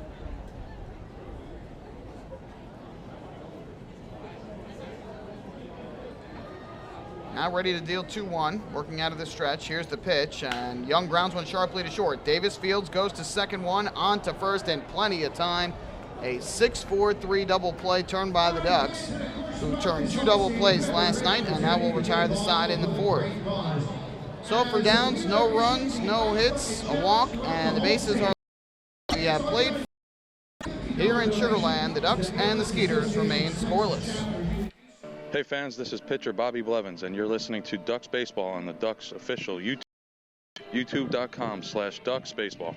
Beautify your patio, walkway, driveway, or pool surround with Nicoloc paving stones and walls. Nicoloc specially formulated paver shield offers extra surface wear protection and color enhancement throughout the thickness of the paver. Paver shield guarantees that your pavers will look great for years to come. Bring home the elegance with Nicoloc. Visit the Nicoloc Design Center, Sunrise Highway, Lindenhurst, or Nicoloc.com. Let Nicoloc Pavers, let Nicoloc Pavers pave your way. Enjoy the ultimate VIP fan experience at Bethpage Ballpark this season by taking in a Ducks game from the brand new Trout Town Fan Can. Presented by Roscoe Beer Company, the Fan Can is available for rental at all Ducks home games. It features 12 Dream Seat theater-style padded seats, beverage holders, an air-conditioned atmosphere, and an incredible view of the game. Packages are now available with food and beverage included. To reserve your Fan Can outing today, call the Ducks Group Sales Department at 631-940-3825. The Trout Town Fan Can at Bethpage Ballpark. Your VIP experience has arrived.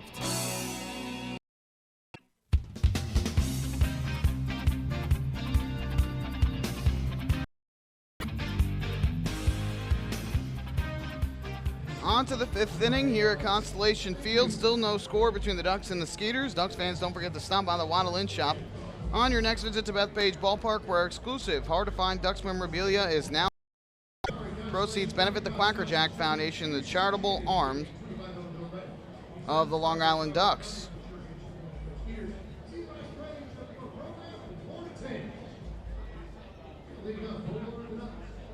So Blake Davis will start things off in the 5th inning for the Ducks. It'll be Davis, Hughes, and Lantini for Long Island. 8, 9, and 1 hitters as we have surpassed 8 o'clock here local time. Michael Pollock bringing you all the action. Thank you so much for joining us. Blake Davis to lead things off. And the first pitch on the way is swung and fouled back to the screen behind home plate. And the count is 1. Davis a ground out to second base in his first at-bat that came back in the 3rd inning against Wright. And here Davis hits one in the air to left center field. Long run over for Almonte in the gap. He won't get it. It'll drop in for a base hit. Davis a big turn at first, but he will hold on there. The Ducks have their 3rd hit of the ball game as Blake Davis goes the opposite way for a single. Davis was 1 for 3 in last night's game, so he's now got hits in both games of this series. And a speedy shortstop on to start things off. That'll bring up Carlos Hughes to the plate.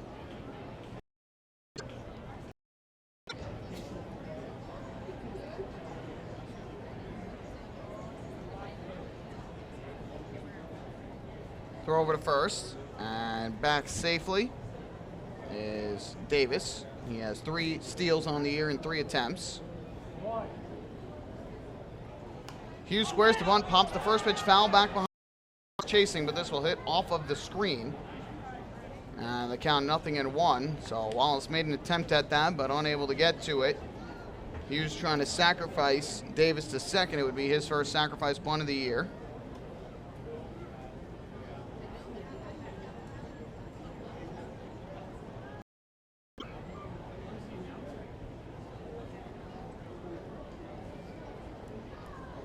Right comes set. Davis leads at first. The 0-1, Hughes squares again and bunts this one back to the mound. Right will field. Thought about second. He'll go to first. 2 out there. So the sacrifice for Carlos Hughes. who's had 2 productive at-bats so far, an infield single his first time up, and now a sac bunt. Crowd goes 1-3. Davis goes down to second, and the Ducks have a runner in scoring position with 1 man out. Ducks have had at least 1 in scoring position each of the last 3 innings now. The problem has been they haven't been able to get any of them across. We'll see if that changes this inning. Phelan Lentini now stepping up to the plate from the right side against Matt Wright.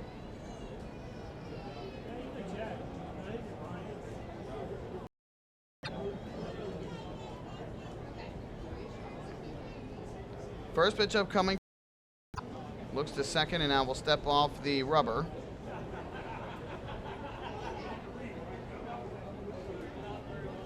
Looks in for the sign, gets the pitch he likes. First pitch to Lentini. He squares the bunt and threw it. Foul tipped it into the glove of Wallace, and the count 0-1. Surprised to see there. With 1 out and the runner at second base, Lentini trying to bunt his way on for a base hit, but unable to get it down. Now the count 0-1. Lentini 0 for 1 with a walk in this game. Struck out in the first, then walked in the third. 0-1 from Wright, kicks and fires. Lentini will swing away, grounded through the right side, a base hit for Lentini. Davis, he's going to have to stop there. He is hurt. Blake Davis is hurt at third base. Should have easily been able to score on that single, but he came up hobbling on his way from second to third, and looks like he's reaching with his left hand down into his groin area. Donnie Pitcher, the trainer, has come out to check on him, and now Steve McQuail, who was coaching over at first, is going to be summoned to pinch run for him. Now the Ducks, who are already playing with a short bench of just 2 players available since Randy Ruiz is out with a hamstring injury, are now going to have 1 available player left on their bench. Steve McQuail is going to have to go in and pinch run for Blake Davis, who has come out of this game. He is walking slowly down the steps into the dugout. And Davis got hurt earlier this year. Right away in the first road trip of the season, he injured his groin and had to miss some time. That's when Richie Corona filled in and played sparkling second base and hit the ball key for the Ducks and their terrific first half. Kevin Baez is going to have to make some significant defensive changes here because Steve McQuail is not a shortstop, and that is where Blake Davis was playing. Dan Lyons got the half day as the DH, so the Ducks significant defensive maneuvering. In the next half inning, their 1 reserve infielder is playing in the game in Carlos Hughes, and so Kevin Baez is probably going to have to take his DH Dan Lyons, play him in the field. Now the Ducks will have to have the pitcher bat. First pitch to Delta Cleary Jr. misses down low, and the count of 1-0. Again, the only backup on the bench available for the Ducks now is Dan Curry, their backup catcher. So Lentini with a single to right, and if Davis was at full health, he would have been able to score, but had hurt himself and unable to come home on the base hit. So Steve McQuail has taken a pinch runner at third base in the 5th inning. We'll try and get an update on Davis if we can. Another throw over, and Lentini again just back before the tag from Delwyn Young. So McQuail will take over in the 8th spot of the order for Davis. Another throw over. Again, this one gets away from Delwyn Young, and that's going to score, and Lentini to go down to second base. And the Ducks, on the miscue at first, have taken a 1-0 lead here in the top of the 5th inning. The throw over from Wright, a 3rd straight throw over to first, looked to be a little bit low and either hit Lentini or was just mishandled by Delwyn Young, but regardless, was not a great throw. And McQuail easily able to score from third. Lentini moves to second, and the Ducks break the scoreless tie in the top of the 5th inning. Now runner at second, 1 out. The 1-0 to Cleary Jr. Slash in the air down the left field line. Long run over for Jeff Dominguez. Can't get it. It drops in a base hit. Lentini will round third. Here he comes to the plate. He will score. Going to second is Delta Cleary Jr. It's an RBI base hit for Delta Cleary Jr. and the Ducks lead it 2-0. For Cleary Jr., his 26th run batted in of the season. And Long Island scoring twice here in the 5th inning off of Matt Wright to take the first lead of the ball game. Well, the error on the throw over to first was on Matt Wright, and that is his 3rd error of the season. That's what scored the first run. And then Delta Cleary Jr. likely there a single, and then moves to second on the throw. But either way, an RBI, and now he is at second with one out. And that'll bring up Dan Lyons, the designated hitter, batting in the 3 spot. First pitch, fastball is taken low. And the count goes to 1-0. They do rule it a straight double for Delta Cleary Jr. That's a double for Cleary Jr., his 12th of the year. And scores Lentini. Here, a ground ball to the left side. Diving stop by Patrick Palmero at third. The throw to first. Not in time. Lyons beat it out. Infield single for Dan Lyons. His second infield hit of the game. Great to knock it down and possibly save a run. But with no chance that they get him, so Lyons has the infield hit. Cleary Jr. had to stay put at second base, though. And so now the Ducks with runners at first and second, one away for Cody Puckett. And that's now 3 straight who have reached 4 out of the 5 in this inning. Have reached base safely.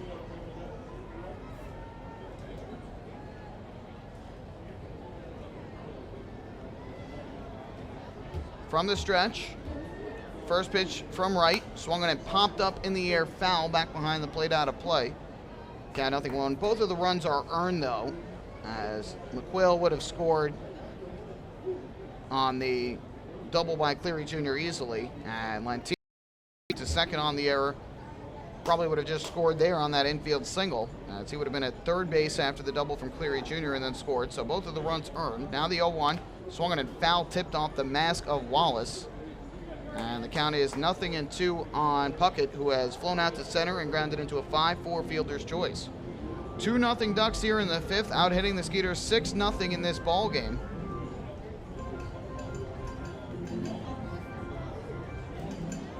There'll be an 0-2 upcoming from right to Puckett. Looks in for the sign, gets the pitch he likes. And Puckett takes a fastball outside. And that'll run the count to 1-2 strikes on Puckett, who last night was 1 for 3 with an RBI double and a run scored in the 4th, and also was hit by it. First and second, one out for the Ducks. And the 1-2 runners go. Pitch is taken inside. The throw goes down to second base. Not in time. It skips past the second baseman. Zazueta goes into center. Cleary Jr. will score. Lyons will go to third. The aggressive base running for the Ducks has produced another run, and it is 3-0 Long Island in the 5th inning. It will be a double steal for Long Island for Cleary Jr. It is stolen base number 23 on the year. For Lyons, it is his 13th stolen base. And then on the error, which presumably goes to the catcher, throw down in the dirt. 2 errors in the inning for the Skeeters in the game. And that scores Cleary Jr. and moves Lyons to third. And here, pitch taken by Puckett low and outside. The count full at 3-2. Infield is now in all the way around.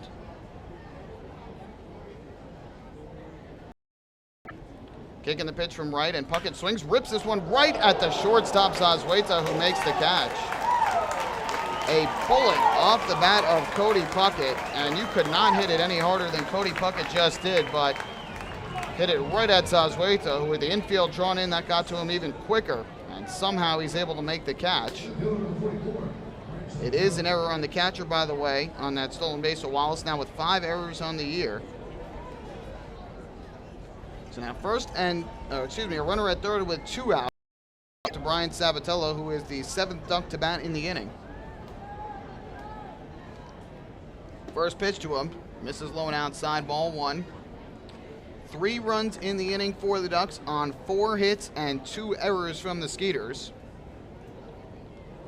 1-0, ground ball, left side, the shortstop Zazueta fields on a couple hops, his throw to first in time for the out, and the inning comes to a close, but the Ducks get 3 runs, 2 which were earned, 4 hits, 2 big errors in the inning, and the Ducks leave 1 on base. We have played 4.5. We are halfway through. It is now the Ducks 3 and the Skeeters nothing. Hey fans, this is pitcher Ian Marshall, and you're listening to Ducks Baseball on the Ducks official YouTube channel, youtube.com/DucksBaseball.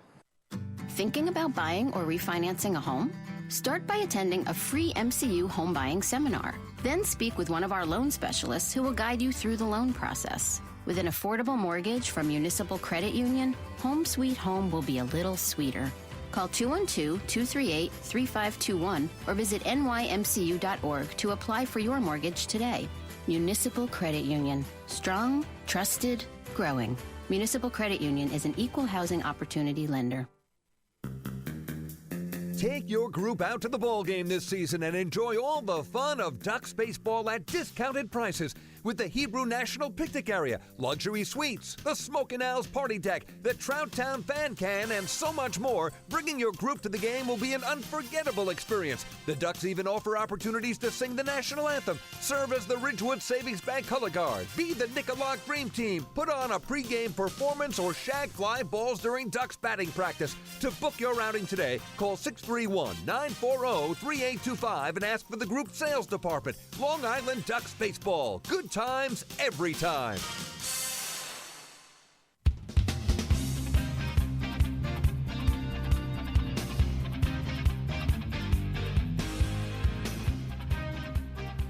Well, the Ducks break the scoreless tie. They get 3 runs on the board in the top of the 5th inning. A throwing error by Matt Wright on a pickoff scores Steve McQuail from third. RBI double from Delta Cleary Jr. scores Lentini from second. A throwing error by the catcher Chris Wallace on a double steal when he threw it down to second base to try and get Lyons. Goes into center field. Another run scores.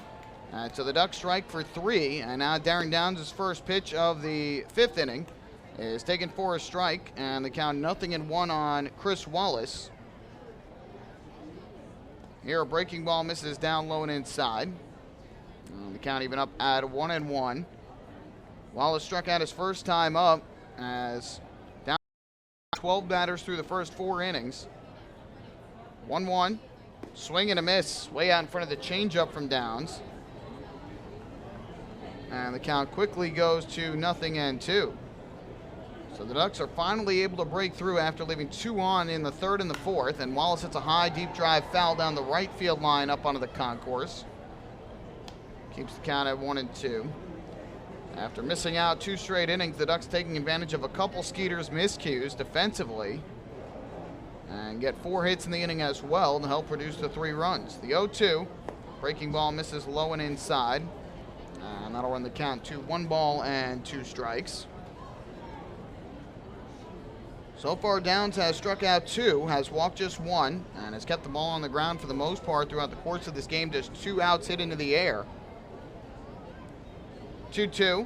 Fastball missed the inside corner. That runs the count full on Wallace. The Wallace, Ward, and Russo. The righty in the inning. Here's the 3-2. Wallace swings and misses strike 3. A nice breaking ball from Darren Downs. 3rd strikeout of the ball game. And Wallace retired for the 2nd time tonight on strikes. 1 out here in the bottom of the 5th. Let's take a look at the out-of-town scoreboard. It was a long one today in Bridgewater, New Jersey.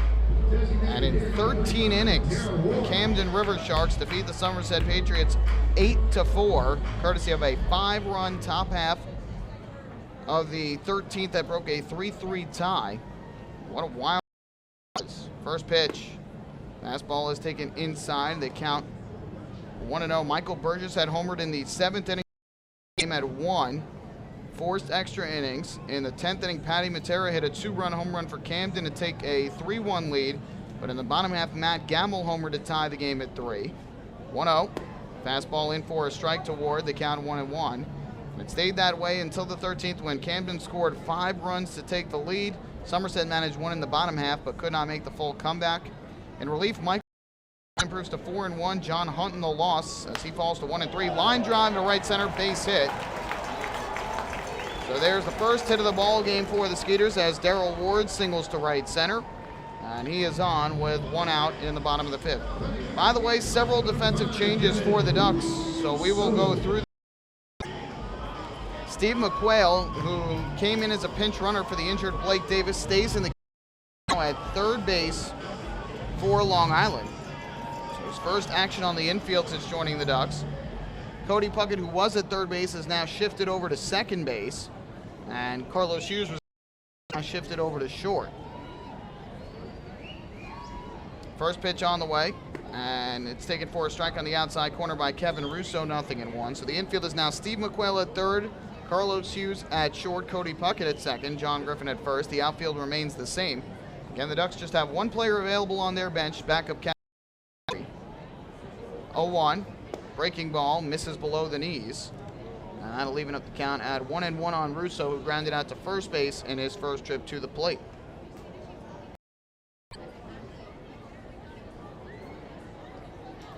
Here comes a 1-1.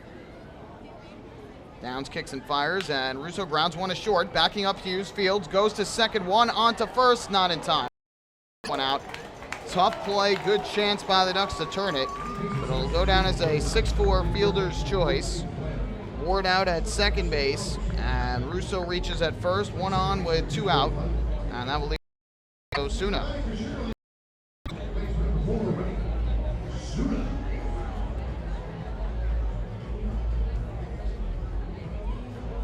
Carlos Hughes getting his first action at shortstop for the Ducks. He's been at second base in each of his 4 starts. McQuail getting his first action at third base. First pitch on the way to Osuna is actually a throw over to first to check on Russo, who has 5 steals and 5 attempts this year. So again, Hughes is getting his first action at short. Puckett has not started a game at second base this year, but was a second baseman all last year for the Ducks, so he's very familiar with the position. Here a slash foul, so he is very familiar with that position. And again, for McQuail, his first action over at third.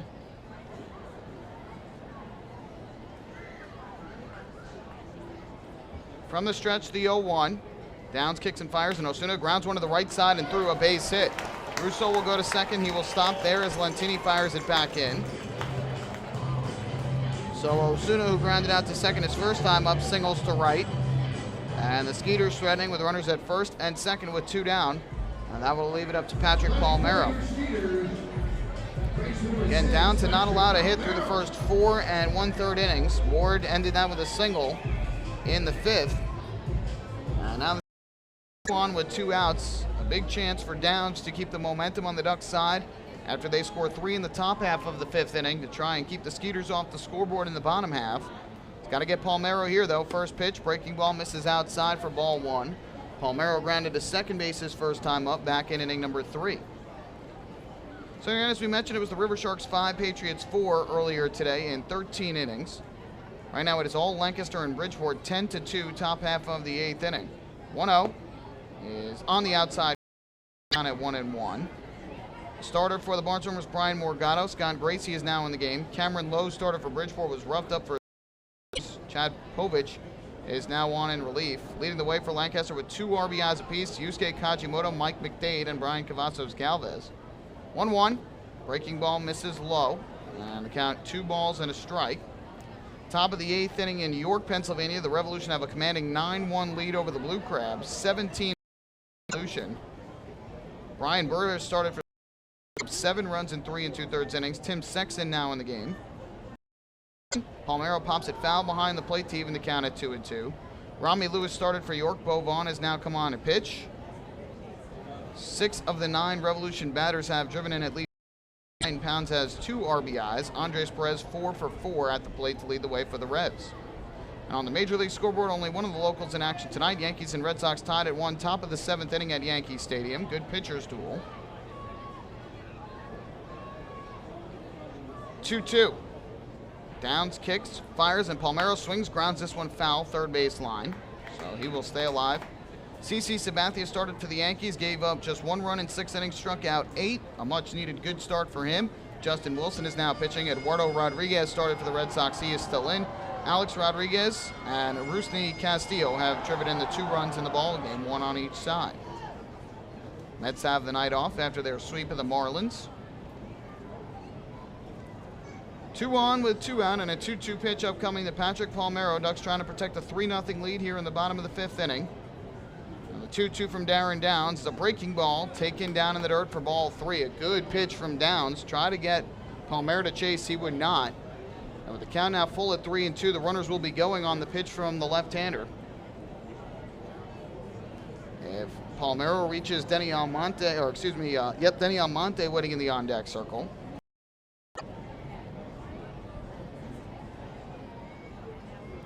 Here comes the 3-2 from Downs. Palmeiro takes low in the dirt for ball 4.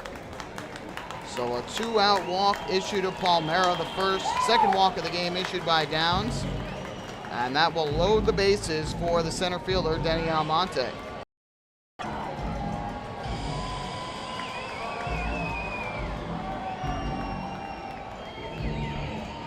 Downs was cruising through the first 4 innings, but struggling here, especially with 2 outs in the 5th. Got the fielder's choice to put a runner at first with 2 down, but it's single 2-0 walk to Palmero. Now the bases are loaded for Sugarland with 2 down, and up to the plate will step Denny Almonte, who lined out to right center field in his first trip to the plate.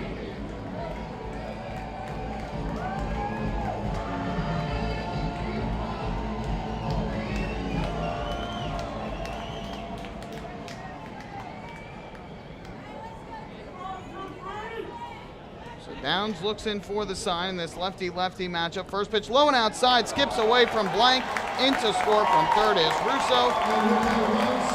Skeeters on the scoreboard. They close to 3-1. Not how he wanted to start the at-bat. Just threw that fastball down into the dirt. No chance for Blank to keep that one at home plate. And the wild pitch has put the Skeeters on the scoreboard. And now the tying runs are in scoring position for Almonte in the count of 1-0.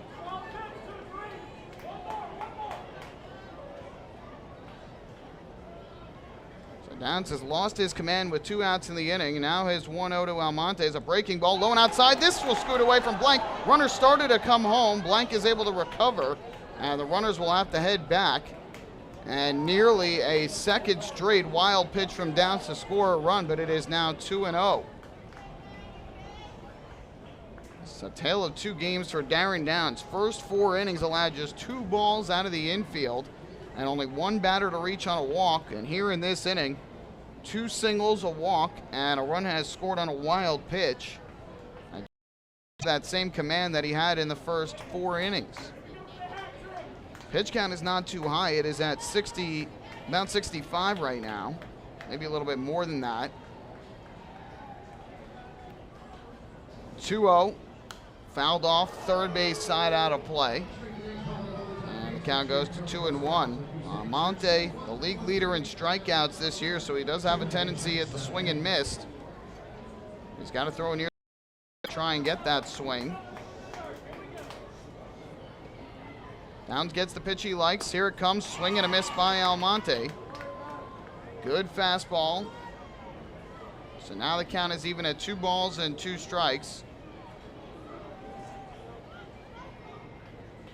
And Downs 1 strike away from getting out of further trouble. Here comes the 2-2, and Almonte takes low and outside. This scoots past Blank, back to the backstop. Into score from third is Osuna. Second run scoring wild pitch of the. It is now a 1-run ball. 3-2 the score. Downs again trying to throw that breaking ball down in the dirt, and it hits in front of the plate. Scoots past Blank. Again, no chance for him to block it.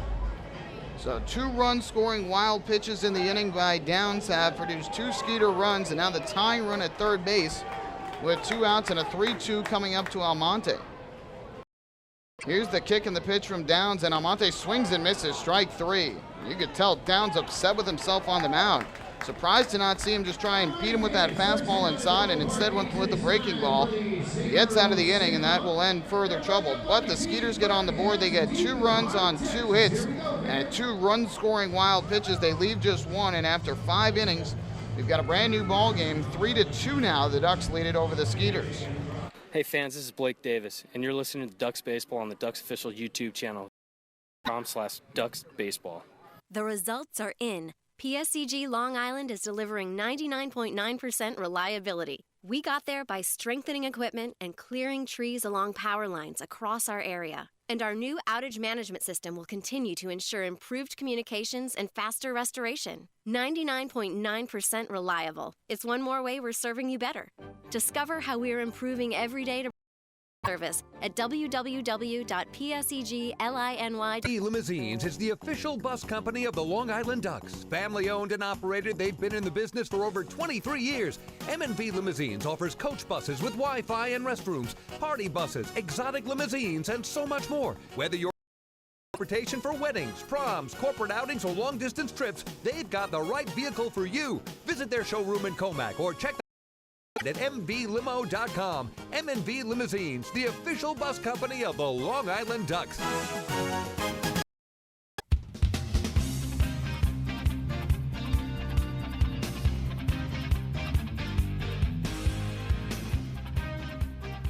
What a wacky fifth inning, for both sides. The Ducks scoring 3 runs in the top half of the 5th inning, 2 of them scoring on throwing errors, one by Wright on a pickoff, one by Wallace on a throw down, his second on a stolen, the other on a double by Delta Cleary Jr. And in the bottom of the 5th inning, after Darren Downs started the game by facing the minimum 12 batters through the first 4 innings, and allowing just 1 walk, loses his command in the 5th and threw 2 wild pitches with 2 outs in the inning to give the Skeeters 2 runs. And so now it's a 1-run game at 3-2, and here is Mike Blank to the plate. And the first pitch from Matt Wright is in for a strike. Blank and John Griffin were the only 2 not to bat for the Ducks in the top of the 5th inning. So we've got ourselves a game once again at 3-2. And now the 0-1 from Wright. And Blank takes a fastball up and inside, and the count even up at 1-1. Looks as though both sides have some action going in their bullpen now. As the 1-1 from Wright, way outside for Skeeters appear to have a right-hander warming up.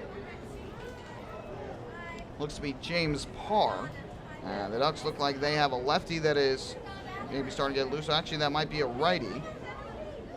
2-1, a half swing by Blank, taken for a called strike anyway.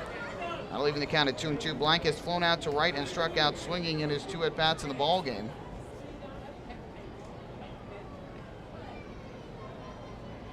Two on the way, and Blank will check his swing on a breaking ball. They want an appeal to first. They do appeal. Eric Davis says he did not go around. So the count full at 3-2.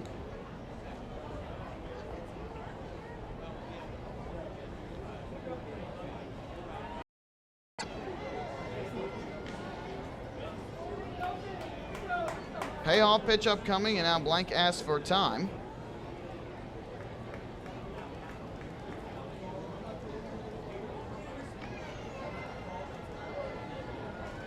Ready to payoff pitch, and Blank takes the fastball up and inside for ball 4.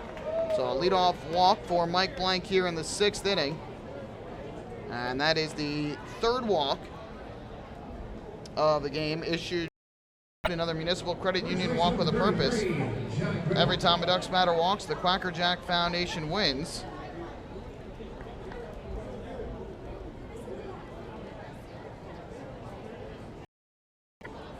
Throw over to first. Young is back safely. Or check that, excuse me. Blank is back safely ahead of the tag from Young. Whoever was throwing for the Ducks has since stopped throwing, so maybe somebody just getting a little bit loose. John Griffin here, a chopper up the 3rd baseline foul. Kevin Baez will flip that one into the stands.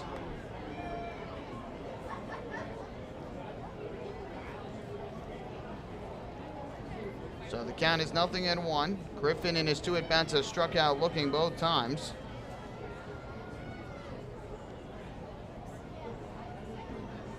Here comes the 0-1. And Griffin swings and misses at a high fastball, and the count quickly 0-2.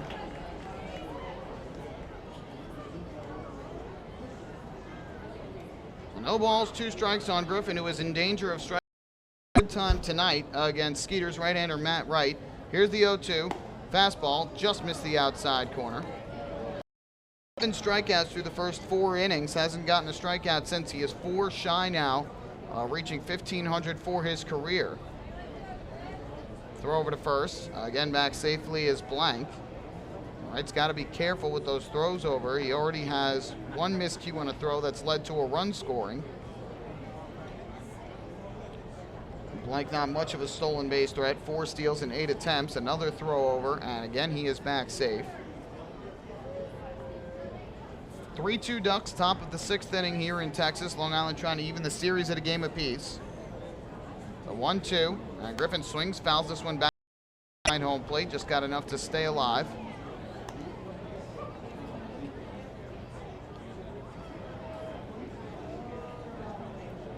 So we'll have another 1-ball, 2-strike pitch upcoming to Griffin. Steve McQuail waiting on deck to have his first at bat after taking over for the injured Blake Davis.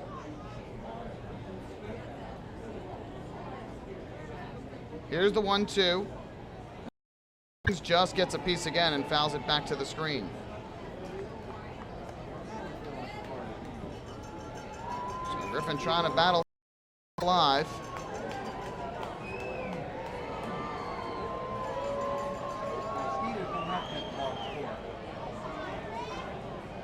Coming set, right, kicks and fires, and Griffin takes low in the dirt. Good blocked. That keeps Blank at first base.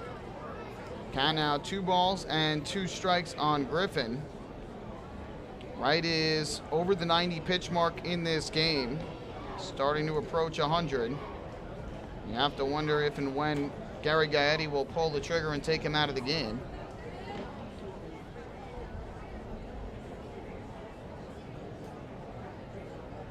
Here's the 2-2. Griffin swings. It's a high fly ball deep down. Will it stay fair? Going back to the foul pole, and this is a foul ball. Home plate umpire Doug Williams making the call that it is foul. Kevin Baez, the manager of the Ducks, who was standing right along the line at third, was pointing fair on that baseball. And I was asking Greg Orris, the third base umpire, that was hit so high and so far. I think that one cleared the back billboards and actually left the ballpark. But it was just a matter of whether or not that ball would stay fair, and it just hooked to the left of the foul pole. Obviously, the foul pole is not high enough for it to go all the way up there and dictate whether it's fair or foul. That ball was hit way above the foul pole. 2-2, and Griffin swings, fouls it back again, right back to the screen.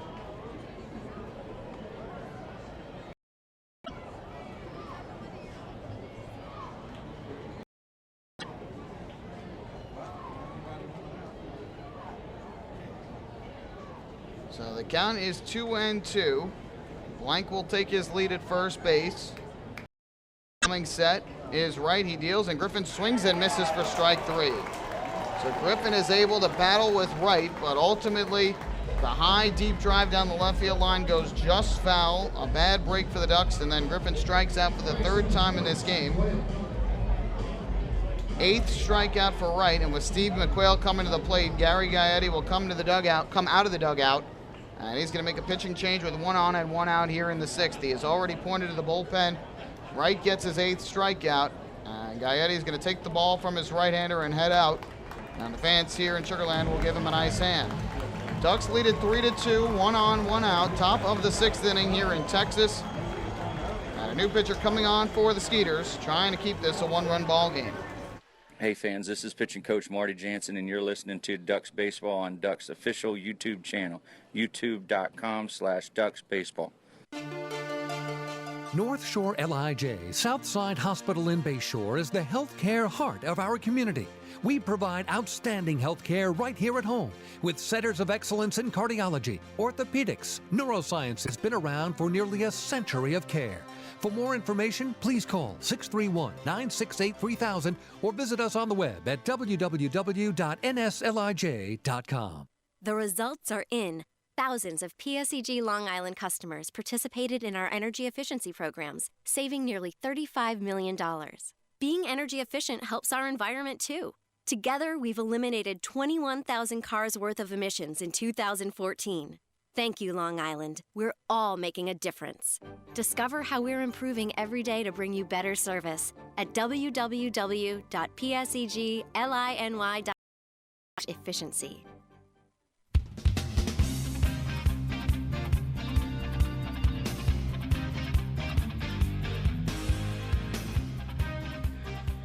New right-hander for the Skeeters, James Parr, here in the top of the 6th inning.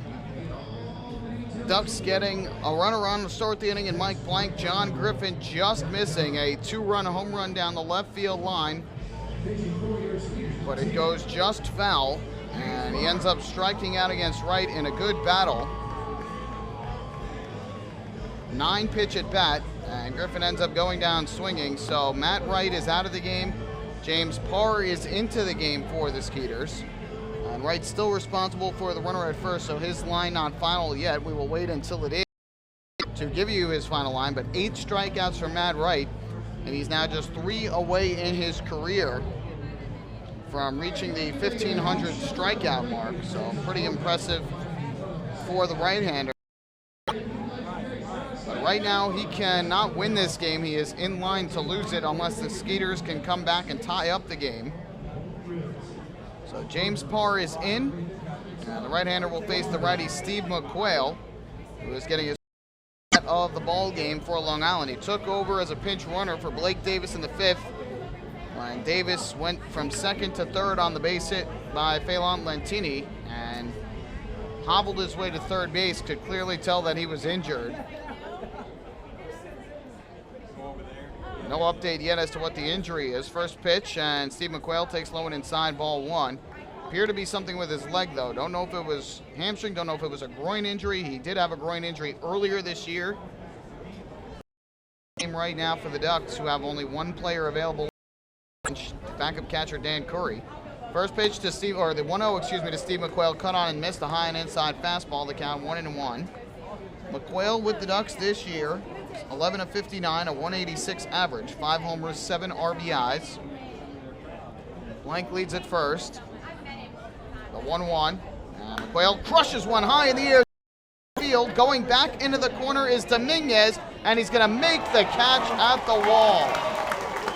Oh, off the bat, that looked like it was ticketed for a 2-run home run, and the wind out towards left field, but somehow that ball stayed in the yard.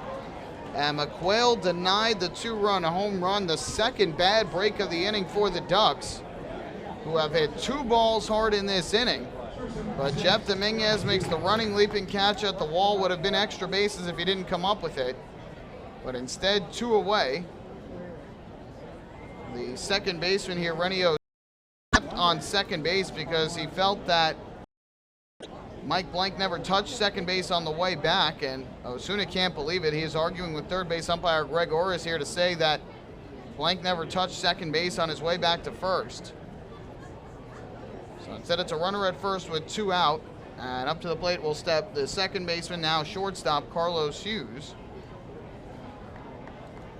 He will bat from the left side.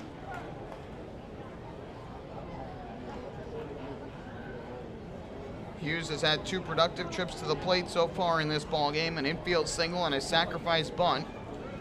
Blank leads at first, and now the first pitch to Hughes. Fastball taken on the outside, strike 1. Hughes asking the home plate umpire where the pitch was. Now the shortstop's on his way. That was kind of showing the third base umpire how Blank danced around the base and never touched it. The 0-1. Hughes takes a fastball up high. At 1-1. Hughes had reached on an infield single to third in the 3rd inning and went to second when the throw went past the first baseman Young, but was stranded there. And sacrificed Blake Davis to second base in the 5th. Here he takes a breaking ball low and inside. The count goes to 2-1. The numbers this year on James Parr for the Skeeters. 1-2 record of 5.16 ERA in 27 games out of the bullpen. He has 1 save. 34 hits in 29 2/3 innings. 2-1, and Hughes takes the fastball outside for ball 3. 17 runs all earned given up by Parr. He has walked 11 and struck out 31. Opponent sitting 291 against him. Blank will take his lead at first. The 3-1 from the right-hander. Kicks and fires, and Hughes will swing and pop this one foul back behind the plate. And that will run the count full on the Ducks shortstop, Carlos Hughes.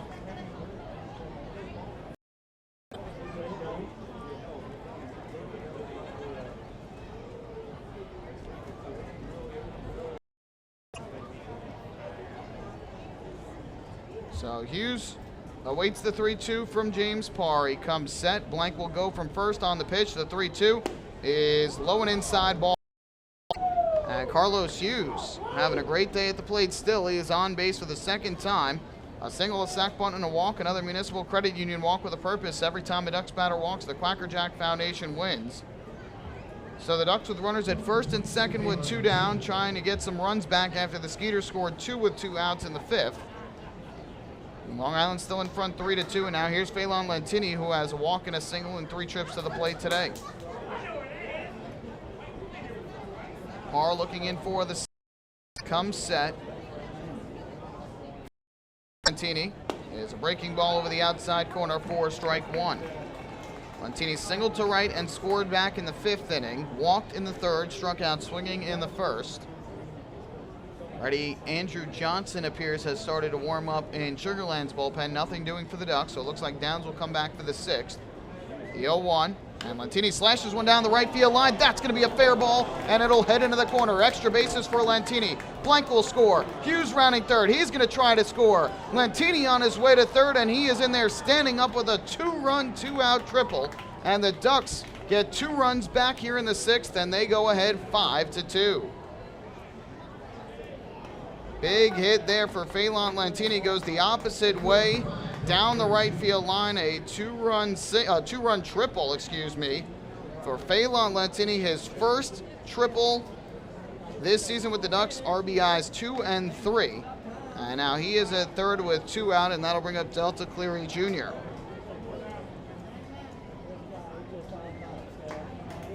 So Lentini with his 2nd hit of the ball game.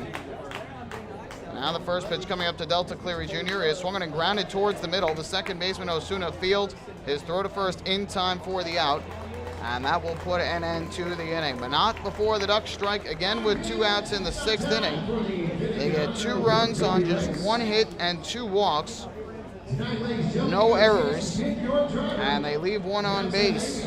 We have played 5.5 here at Constellation Field. Ducks 5 and the Skeeters 2. Hey fans, this is outfielder Brian Sabatella, and you're listening to Ducks Baseball on the Ducks official YouTube channel, youtube.com/DucksBaseball.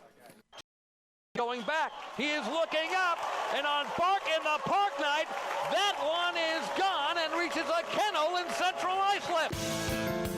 That was another home run for the Ducks. And Duck fans, what's more fun than a home run that helps the Ducks win a game? How about a homer that helps the community win? Chappie's Funeral Home and the Long Island Ducks have once again teamed Chappie's Home Run Challenge. If the Ducks hit 100 season, Chappie's Funeral Home will donate $5,000 to the Quackerjack Foundation. So every time a Ducks hitter goes deep this season, for the Chappie's Challenge home run count on the scoreboard. And if we reach 100, we're all a winner. Chappie's Funeral Home, where caring for others is a family tradition. Can't get enough of the Long Island Ducks? Well, now you can get even more inside info on your favorite hometown team through Facebook and Twitter. The Ducks are constantly updating fans through social media with scores, transactions, ballpark promotions, and much more. You can even win great prizes. All you'll need to do is make a free account on Facebook and Twitter, and then visit us at facebook.com/LIDucks and twitter.com/LIDucks. Think you're Long Island's biggest Ducks fan? Get connected now.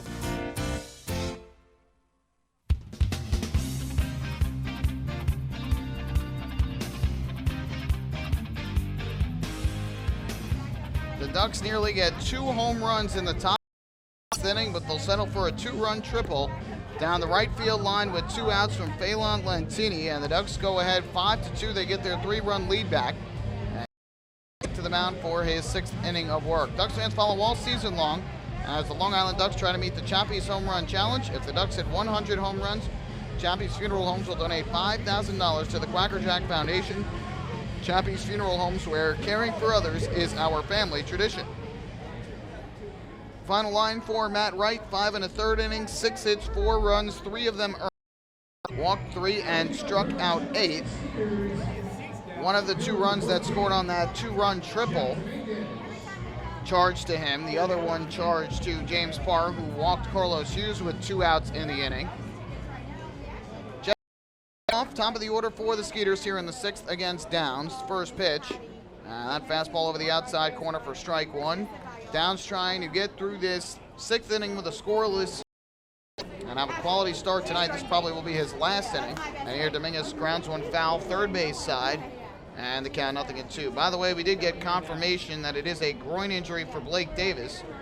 Obviously nothing further than just exactly where the injury is, and so we'll have to wait and find out. But Davis suffered a groin injury, first road trip of the season, first week of the season.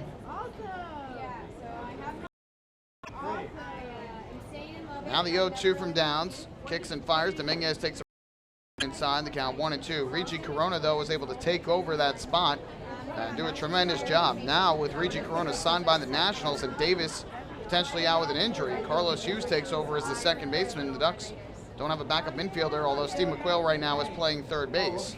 Breaking ball misses down low. The count is 2-2. Of course, we do have to see how Davis is after the game, and hopefully it is not too serious of an injury, but had trouble running the bases after he reached in that fifth inning. I was telling your dad, I was like, never come to Skeeters. 2-2. Slash to the right side off the glove of Griffin. Rolled up on his back. Now he flips to Downs, covering in the out. What a play. That was one of the weirdest hops I have ever seen. A hard ground ball to the right side for Griffin. He made a dive to his right. The ball hit off his glove and literally hopped up in the air and rolled down his back.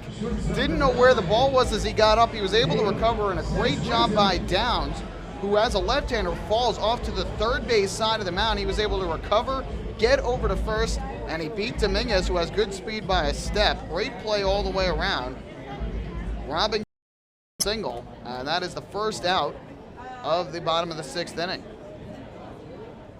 No errors for the Ducks in the game. The Skeeters have committed 3, 2 of which have directly led to a run scoring. And the first pitch here on the outside corner for strike one is Zazueta. Was 0 for 1 with a walk in the game. Drew a walk in the fourth inning, but was quickly erased on an inning-ending double play. 0-1. Popped in the air, foul down the right field line, and the count quickly 0-2. And in the first inning, grounded out to short. So the count, no balls and 2 strikes. Steve McQuail playing about midway at third and about 5-6 feet off the line, maybe a little bit further. 0-2 from Downs. Zazueta swings, fouls this one off again back behind the screen. Griffin playing further off the bag at first with the righty hitter at the plate.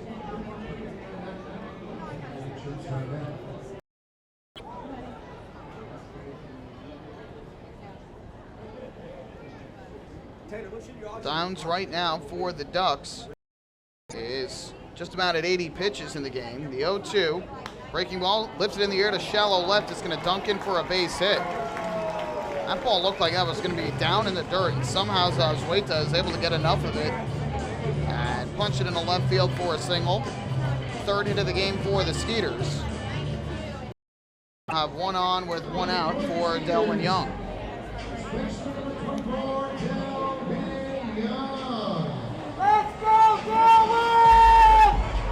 Well, there is a right-hander that is warming in the bullpen for Long Island. Cannot tell exactly who it is from this far away, but there is a right-hander that is warming for the Ducks. At least starting to get loose. And the first pitch on the way from Downs to Young is a fastball up and outside for ball 1. Downs was cruising through the first 4 innings, allowed just 1 walk. Then in the 5th, ran into some trouble, gave up 2 hits and a walk, and threw 2 wild pitches that led directly to 2 runs. Here in the 6th, got a ground out, now it's single. 1-0 coming to Young. Kicks and fires, and Young takes a breaking ball on the outside corner for strike 1. Young, as part of his big day yesterday, hit a home run off of the awning atop the picnic plaza in left field. That was an 8th inning home run, or check that, 7th inning home run off of J.C. Romero, a lefty pitcher. The 1-1, ground ball through the right side, a base hit for Young. Stopping at second base, Zazueta, as Lantini fires it back in. So Delwyn Young singles through the right side, back-to-back 1-out hits here in the 6th, given up by Darren Downs. Kevin Baez is going to have to be thinking about whether or not he wants to go to his bullpen, because the Skeeters have started to hit the ball much better off of Darren Downs here. Obviously, you would like him to give you 6, but with a 5-2 lead, you got to make sure you protect that lead. You don't want to cough up that lead and lose the game, especially with the way the Ducks have been playing down here this year. First pitch on the way, and Wallace fouls it back to the screen behind for strike 1. He represents the tying run at the plate. Wallace has struck out twice in the game, both times swinging. 2 of the 4 strikeouts for the left-hander Darren Downs.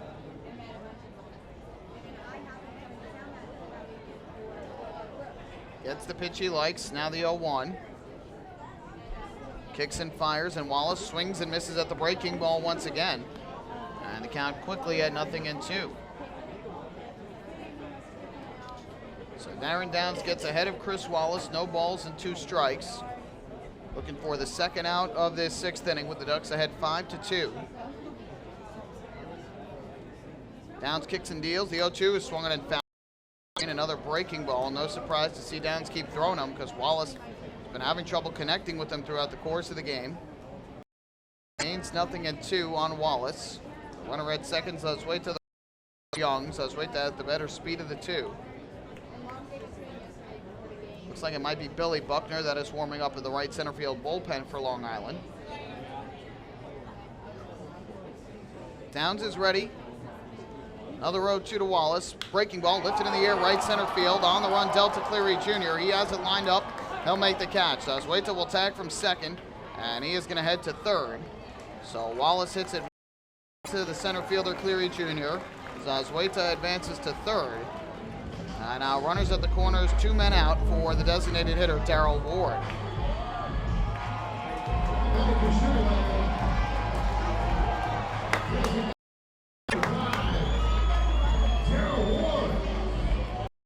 Kevin Myers is going to keep Downs in the game here for Ward, a lefty-lefty matchup.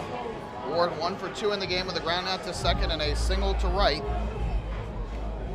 Now with the runner at third base with 2 out, Downs has to be careful. He last inning threw 2 wild pitches with runners at third base and 2 out and scored 2 runs. Downs comes set. First pitch on the way to Ward. Fastball misses low and outside. The count 1-0.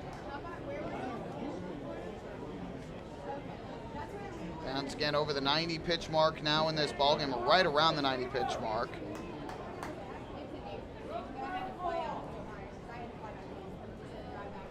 Gets the sign he likes from Blank. And now the 1-0. Ward takes the fastball again down in the dirt. And it's 2 balls and no strikes in this matchup. Could be Nick Struck that's warming in the bullpen too. Hard to tell from here. But it is a right-hander for Long Island. Bottom of the 6th inning, a 5-2 Ducks lead. Skeeters with runners at the corners, 2 away.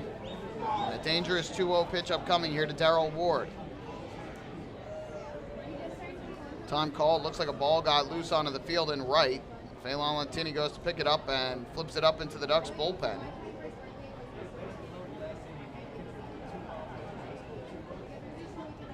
Now we're ready to resume play. 2-0 pitch coming from Downs to Ward.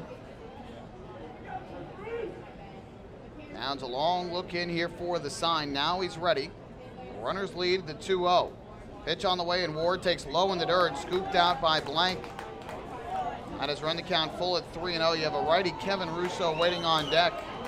I think if Downs misses again, the bases get loaded. Kevin Myers might call on a right-hander to face Russo. So Downs behind 3-0 on Darrell Ward. We've seen him before swing away at 3-0. We'll see what he does here. Here's the pitch, and he will swing away and ground it to first. Knocked down by Griffin in fair territory, recovers, and he'll get the out at first. A break for the Ducks as Darrell Ward swings away on a 3-0 pitch and grounds out to John Griffin at first. That will end the inning. No runs, 2 hits, 2 left on base, and through 6 innings here at Constellation Field, the Ducks lead the Skeeters 5-2. Hey fan, this is outfielder Delta Cleary Jr. and you're listening to Ducks Baseball on the Ducks official YouTube channel, youtube.com/DucksBaseball. Spring into a new Honda at Huntington Honda and pay $59 a month for a new 2015 Honda Civic LX sedan. $59. So spring into Huntington Honda on Jericho Turnpike just east of Route 110 or HuntingtonHondaCars.com. Huntington Honda, discover the difference. Auto 24-month lease, total due at inception. Civic $31.90 includes bank fee, first month's payment, no security deposit. Taxes, DMV, title fees extra with excellent credit through HFS.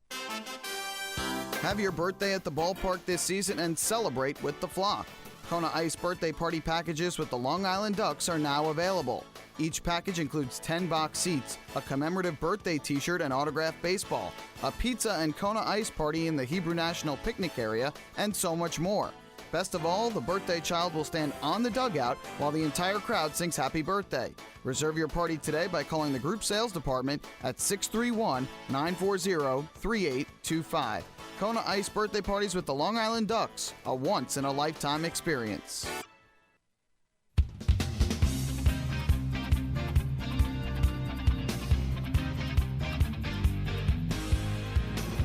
New pitcher is in for the Skeeters as we go to the 7th inning. It is right-hander Andrew Johnston who is taking over for James Parr.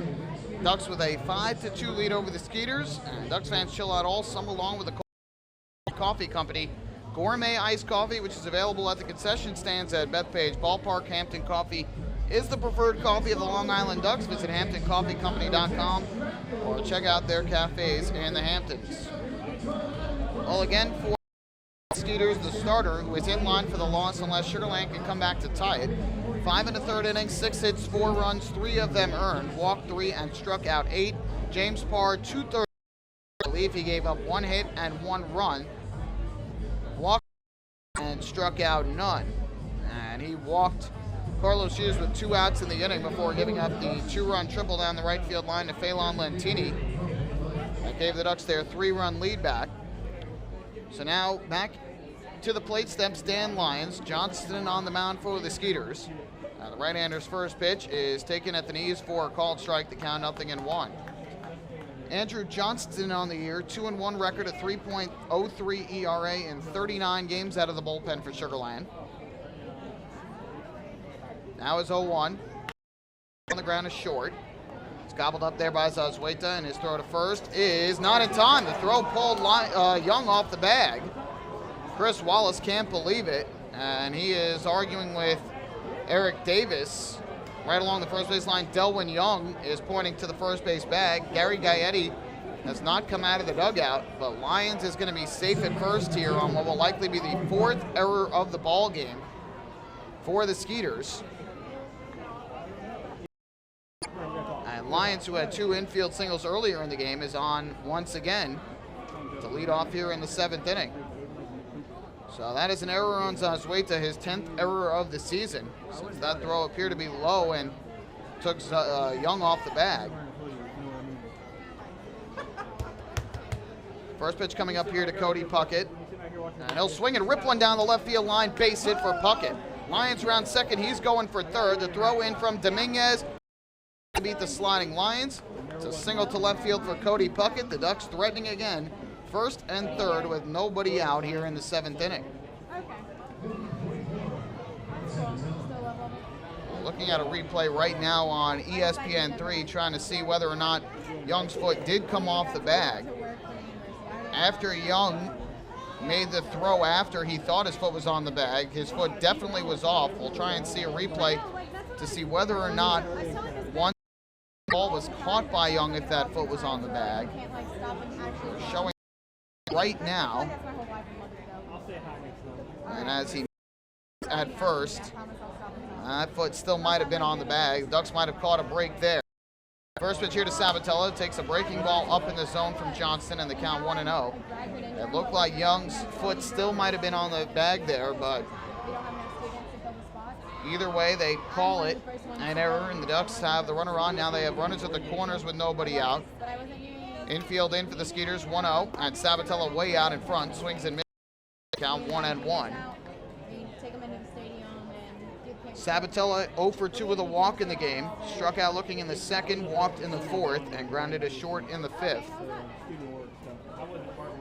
Oh, okay. You're just doing the 1-1, throw over to first, and back safely is Puckett.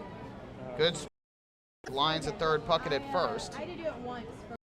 Baseman Palmero in right in the cutout at third. Okay. On the runners at first, and 2 middle infielders about halfway at double play depth. 1-1, Sabatella lays off the break, blowing outside, and the count goes to 2 balls and 1 strike. We haven't done too much of orientation except when kids come to us. Johnston last pitched on August 3rd against Southern Maryland. 2/3 of an inning, gave up 1 hit, no runs, walked 2, struck out 2, left the game with a 3-3 tie. 2-1, checked his swing, took up and inside. Ball 3 from Johnston. They want an appeal to first. They do appeal. Davis says he did not go around. That certainly seemed to be the case from here. So the count 3-1 on Sabatella. If he reaches, it would load the bases for Mike Blank. The 3-1 on the way from the right-hander, and Sabatella lifts one in the air to right towards the line. Long run over for Russo. Still coming on. He reaches out, makes the sliding catch. Lions will tag from third. He will come in a score. It's a sac fly and an RBI down the right field line for Brian Sabatella, and the Ducks lead by 4. It is 6-2. Great diving catch in right field by Kevin Russo. That ball was going to land fair, so he had to make that catch. If he elected for it to drop, thinking maybe it would be foul, it wasn't. But Sabatella gets his 36th RBI of the year, second of the series, and it's his 4th sacrifice fly. So here for the Ducks, and now runner at first with 1 away for Mike Blank. Blank will bat from the right side. Johnston comes set. First pitch, and Blank swings, pops one in the air to shallow center. Going out to second baseman Osuna, coming on the center fielder Almonte, and it is Almonte who will make the running catch. Blank now 0 for 3 with a walk and a run scored. Now with 2 away, that is going to leave it up to the first baseman John Griffin.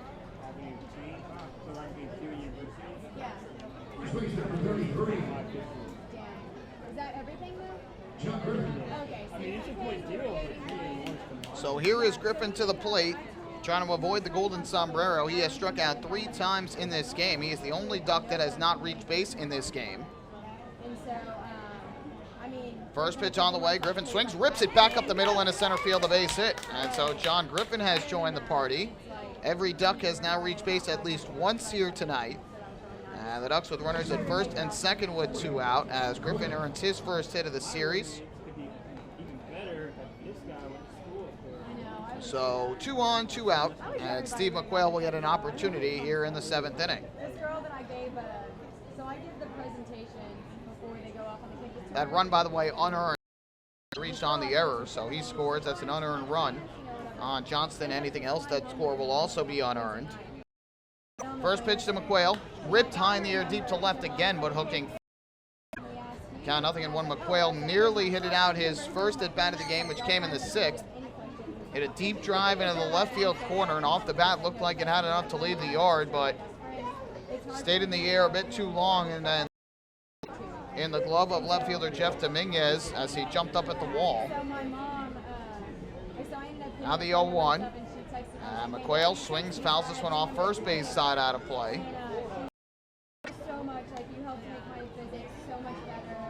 So the count is 0-2, and Johnston won from avoiding any further trouble here in the 7th. Ducks with a 4-run lead now, out hitting the Skeeters 9-4 in the top of the 7th inning. The 0-2 from Johnston to McQuail on the way, and it is swung on and missed for strike 3. Chased the ball down in the dirt. The tag applied by Wallace. So McQuail retired for a strike, and that will end the inning. The Ducks still get an unearned run on 2 hits in the inning and 1 error. They leave 2 on the bases, and it is time to stretch in Sugar Land, Texas. Ducks 6 and the Skeeters 2.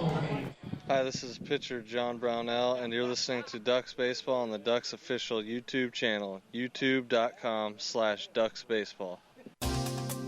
Hey, the official hotel of the Long Island Ducks is the Upsky Long Island Hotel in Hauppauge. It's centrally located on the north shore of Long Island and offers a home away from home for both business and leisure guests. The Upsky Long Island Hotel features an indoor pool, 24-hour business, fitness center, and complimentary Wi-Fi, and all guests enjoy the contemporary American cuisine at the Fountain Grill restaurant or grab a quick bite to eat at Cafe Pronto. Best of all, it's only minutes from Bethpage Ballpark. The Upsky Long Island Hotel, the official hotel of the Long Island Ducks. Call 231-1100 today. That's 631-231-1100. Family fun every time. Beautiful evening for baseball. Big action every time. He reaches up, it's gone! Great value every time. And the Ducks have won it 7-1. The Ducks schedule is loaded with new promotions this season, and with an average ticket price of just $10 and free parking, there is no better value on Long Island. For game times and tickets, visit liducks.com. Long Island Ducks Baseball. Good times every time.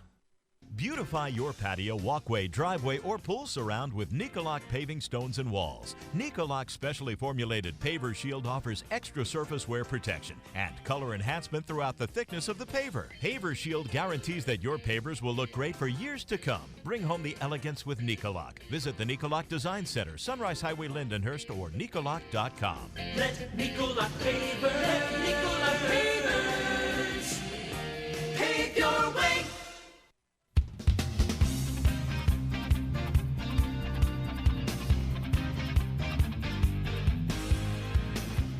On to the bottom half of the 7th inning. The Long Island Ducks with a 6-2 Sugarland Skeeters, and the day is done for Darren Downs, but ultimately exactly what he needed. He was in desperate need of a quality start, and that's exactly what he turned in.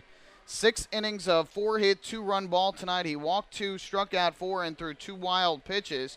The 2 wild pitches are runs, but ultimately was very good tonight.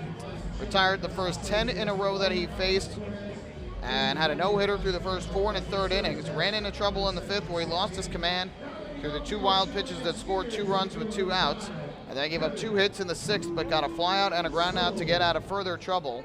And so he leaves with a 4-run lead in line for his first win as a Duck. Nick Struck is in the ballgame, deals a first pitch fastball on the outside corner for strike 1. So we'll see how Kevin Baez plays the 7th, 8th, and 9th innings. We know Nick Struck starting in the 7th. He'll face the 6, 7, and 8 hitters for Sugarland, and the 0-1 Russo is grounded to third, backhanded by McQuail, knocks it down. His throw to first in time for the out. Nice play by Steve McQuail in his first test at third base in a Ducks uniform, and that is out number 1 here in the bottom half of the 7th inning. Curious here on something. I will let you know what I am after I find it.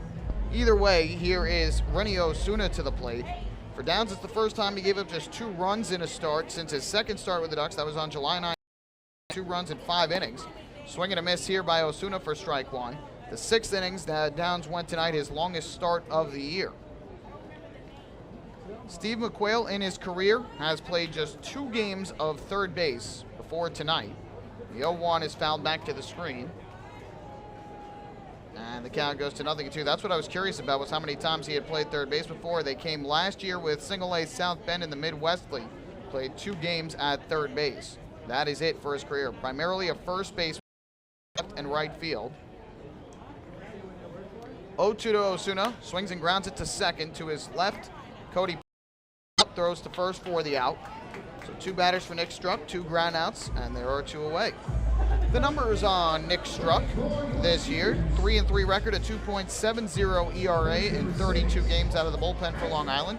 He's given up just 9 runs all earned in 30 innings of work, 26 hits to 13 walks, and has struck out 33. Opponents hitting just .232 against him. So 2 quick outs for out of Oregon. Now Patrick Palmero coming to the plate, third baseman from the right side. First pitch, fastball misses up high for ball 1. Nick Struck's parents came out to Long Island earlier this year. Had the pleasure to meet them. Very nice to meet his mother and father, who enjoy listening to the games back home in Oregon. Here a swing and a miss by Palmero as he chased way down in the dirt. Count of 1-1. Struck trying for a 1-2-3 inning here in the 7th, with the Ducks leading it 6-2 over the Skeeters. 1-1 on the way to Palmero. And he'll swing and miss at a nice breaking ball up and in, and the count goes to 1-2. Palmero grounded to second in the 3rd inning, his first at bat of the game, then drew a walk in the 5th, but was stranded at 3rd when Denny Almonte struck out swinging. Nick Struck. Yeah, 1 ball, 2 strike pitch from the right-hander. Kicks, fires, and Palmero takes the fastball way up high. That'll even up the count at 2 balls and 2 strikes. No action right now for the Skeeters in their bullpen, so we'll see if Johnston stays in for a 2nd inning or if they have a reliever ready to come in after the final out of this bottom of the 7th. 2-2 from Struck, and Palmero swings and misses strike 3. Blew a fastball by him over the outside corner. So Struck strikes out Palmero, 2 groundouts and a strikeout for the right-hander, and he works a quick 1-2-3 bottom of the 7th. We'll head to the 8th here at Constellation Field. The Ducks leading the Skeeters 6-2.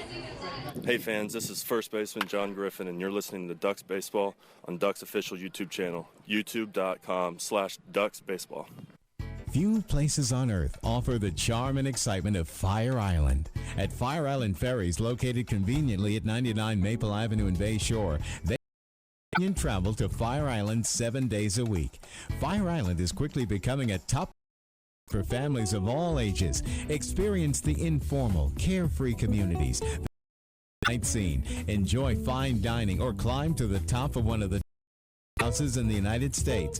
But there's only one way to get there, by calling Fire Island Ferries at 631-665-3600 today. For fare and scheduling information, please visit fireislandferries.com.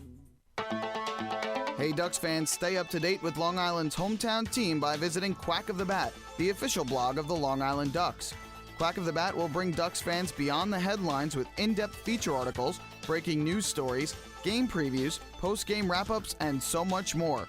Interact with the team during the entire season through quotes directly from the players and coaches, as well as exclusive video clips and photos. Check out the blog today at quackofthebat.wordpress.com. Quack of the Bat, the official blog of the Long Island Ducks. North Shore LIJ Southside Hospital in Bayshore is the healthcare heart of our community. We provide outstanding healthcare right here at home with centers of excellence in cardiology, orthopedics, neurosciences, women's health services, and much more. Experience counts, and North Shore LIJ Southside Hospital has been around for nearly a century of care. For more information, please call 631-968-3000 or visit us on the web at www.j.com.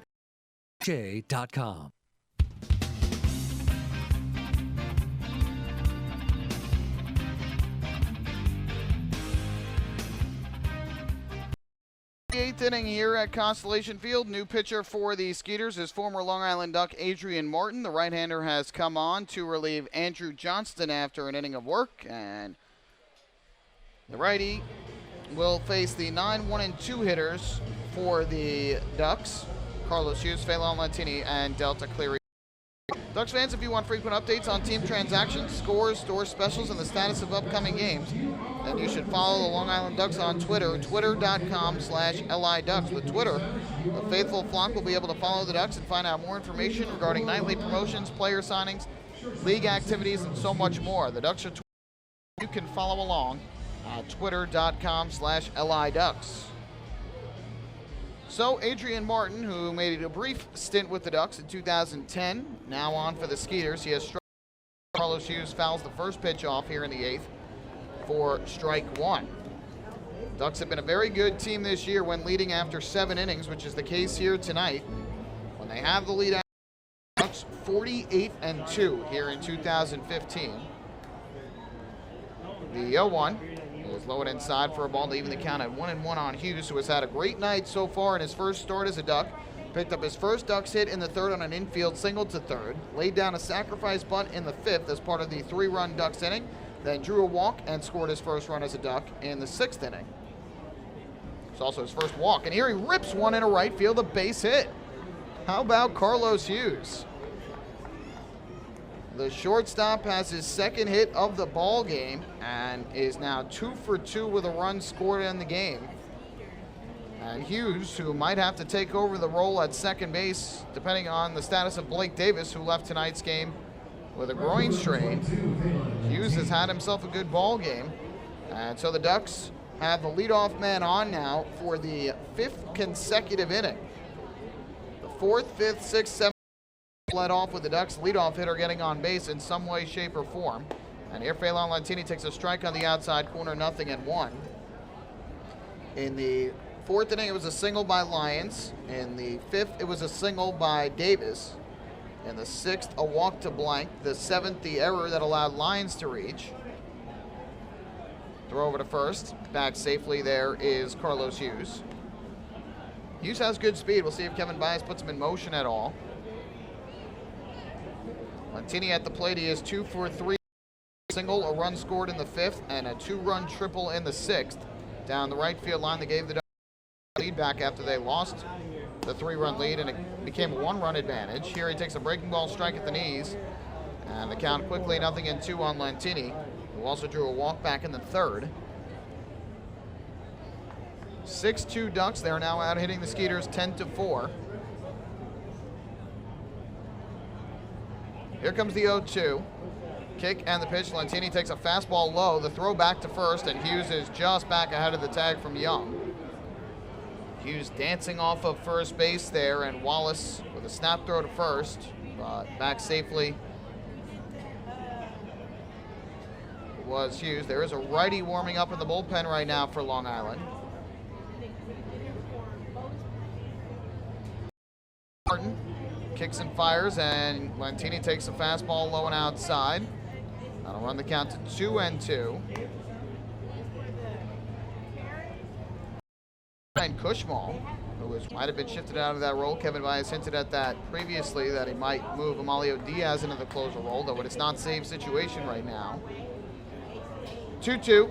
Swinging a ground ball, weakly hit towards second, and it is bobbled there by the second baseman Osuna. He goes to short, the ball bobbled at short by Zazueta, and everybody is going to be safe for the Ducks. And the sloppy night continues for the Skeeters. That will likely be their 5th error of the ball game.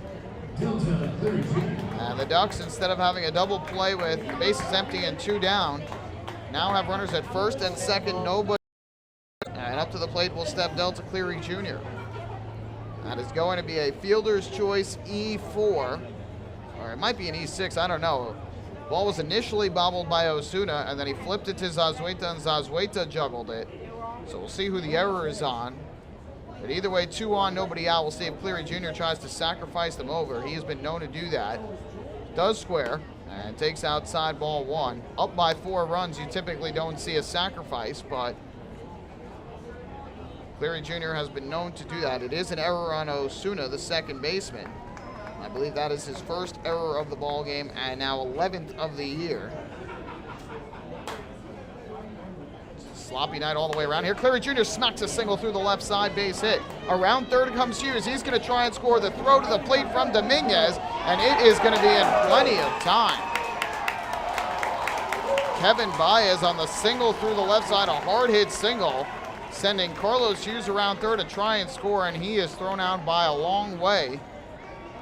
So not a good thing for the Ducks there, as instead of having the bases loaded, nobody out, it's now first and second with 1 out. And up to the plate will step Dan Lyons. Kevin Baez has always been an aggressive manager at sending his runners around, and Hughes does, but there on the hard-hit baseball to left field. Surprised to see him get the go sign. But he's thrown out, 7-2 at the plate.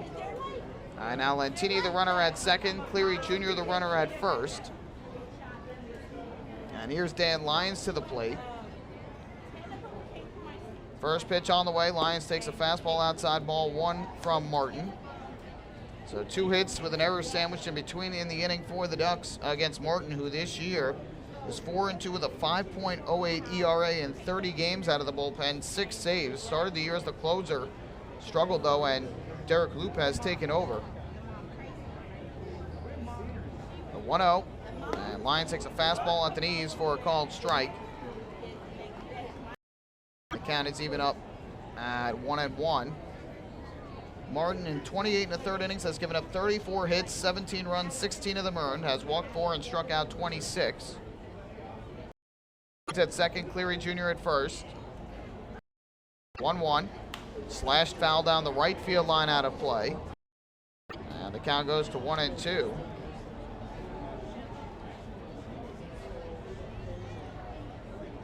Lions in this game, 2 for 4 at the plate. 2 infield singles, also reached on an error and scored in the 7th. Cody Puckett to follow. Runners lead from first and second with 1 out. The Ducks lead is 4. Now the 1-2 from Martin. Swung on and missed. Swing on a ball down in the dirt. Lions went around and chased it. First strikeout for Martin, and all of a sudden 2 away. So the Ducks break on the error, and they get a single from Cleary Jr., but Carlos Hughes thrown out trying to score from second on the single to the left. Now Lyons strikes out, and with 2 outs, up to the plate steps Cody Puckett.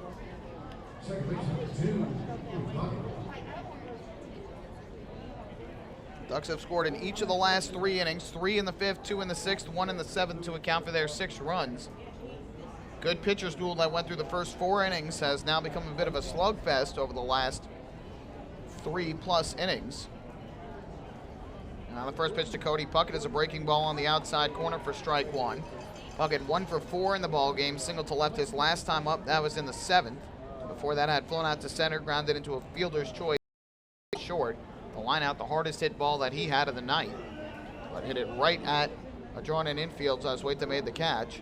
The 0-1, fly ball, shallow center. Going out is Osuna, coming in Almonte, and Almonte's going to make the catch. And the Skeeters keep the Ducks off the scoreboard, despite the rocky start to the inning. No runs, 2 hits, and an error in the inning. Ducks leave 2 on base, and have left 10 for the game. We go to the bottom half of the 8th inning. Long Island 6, Sugar Land 2. Hey fans, this is infielder Cody Puckett, and you're listening to Ducks Baseball on the Ducks official YouTube channel, youtube.com/Ducks Baseball. Beautify your patio, walkway, driveway, or pool surround with Nicoloc paving walls. Nicoloc specially formulated paver shield surface wear protection and color enhancement throughout the thickness of the paver. Paver Shield guarantees that your pavers will look great for years to come. The elegance with Nicoloc. Design Center, Sunrise Highway, Lindenhurst, or Nicoloc.com. Let Nicoloc pavers pave your way. M&V Limousines is the official bus company of the Long Island Ducks. Family owned and operated, they've been in the business for over 23 years. M&V Limousines offers coach buses with Wi-Fi and restrooms, party buses, exotic limousines, and so much more. Whether you're looking for transportation for weddings, proms, corporate outings, or long-distance trips, they've got the right you. Visit their showroom in Comac or check them out online at mvlimo.com. M&V Limousines, the official bus company of the Long Island Ducks.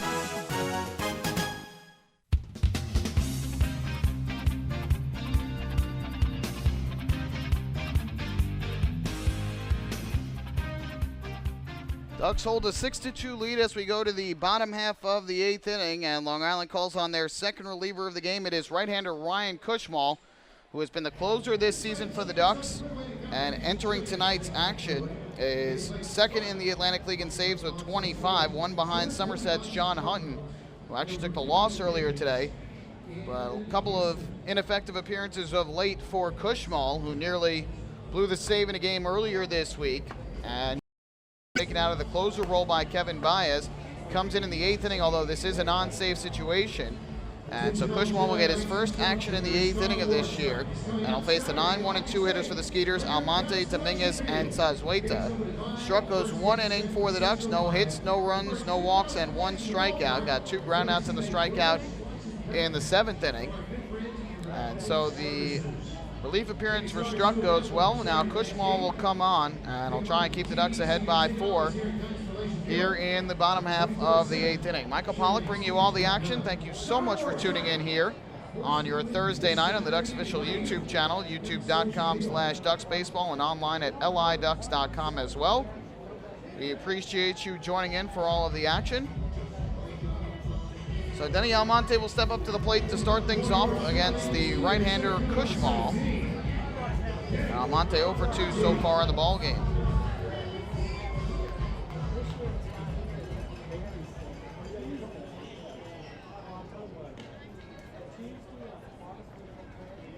First pitch on the way for Cushmall, and Almonte takes a fastball over the inside corner for a strike.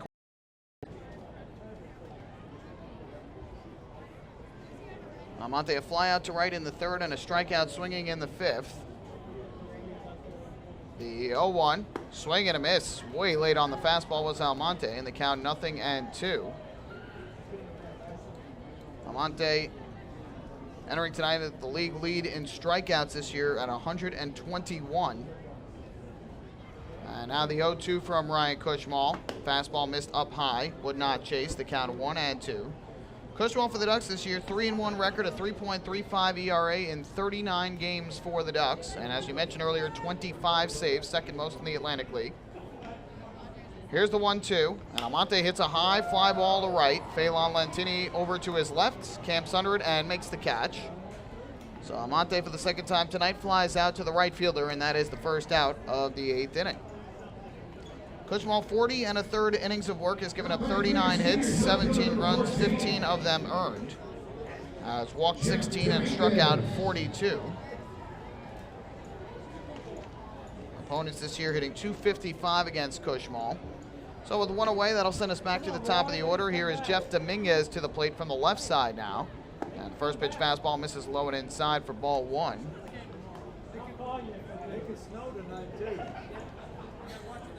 Dominguez 0 for 3 in the game. A ground out to third, a pop out to second, and a ground out to first. The 1-0. Fastball misses high and in tight again. And the count is 2 balls and no strikes.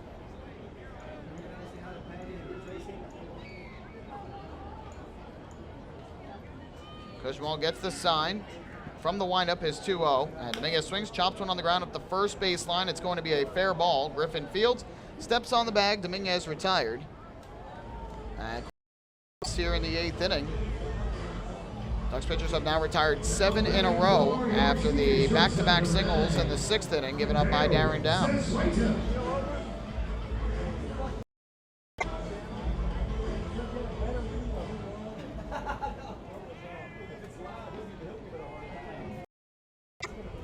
So up to the plate with is empty, steps Amadeo Zazueta, who is 1 for 2 with a single and a walk.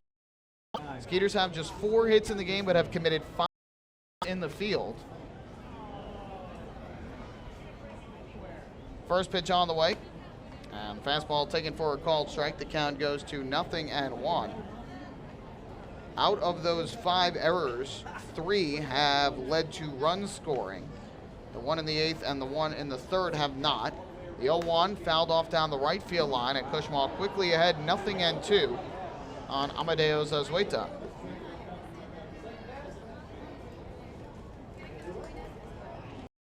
The Skeeters earlier today made a transaction. They released Alan Dykstra, who was in the big league, but hit just 179 here in 16 games. The 0-2 swinging. Cushmal blows the fastball by him up high. And a good relief appearance for Ryan Cushmal, his first action in the 8th inning this year.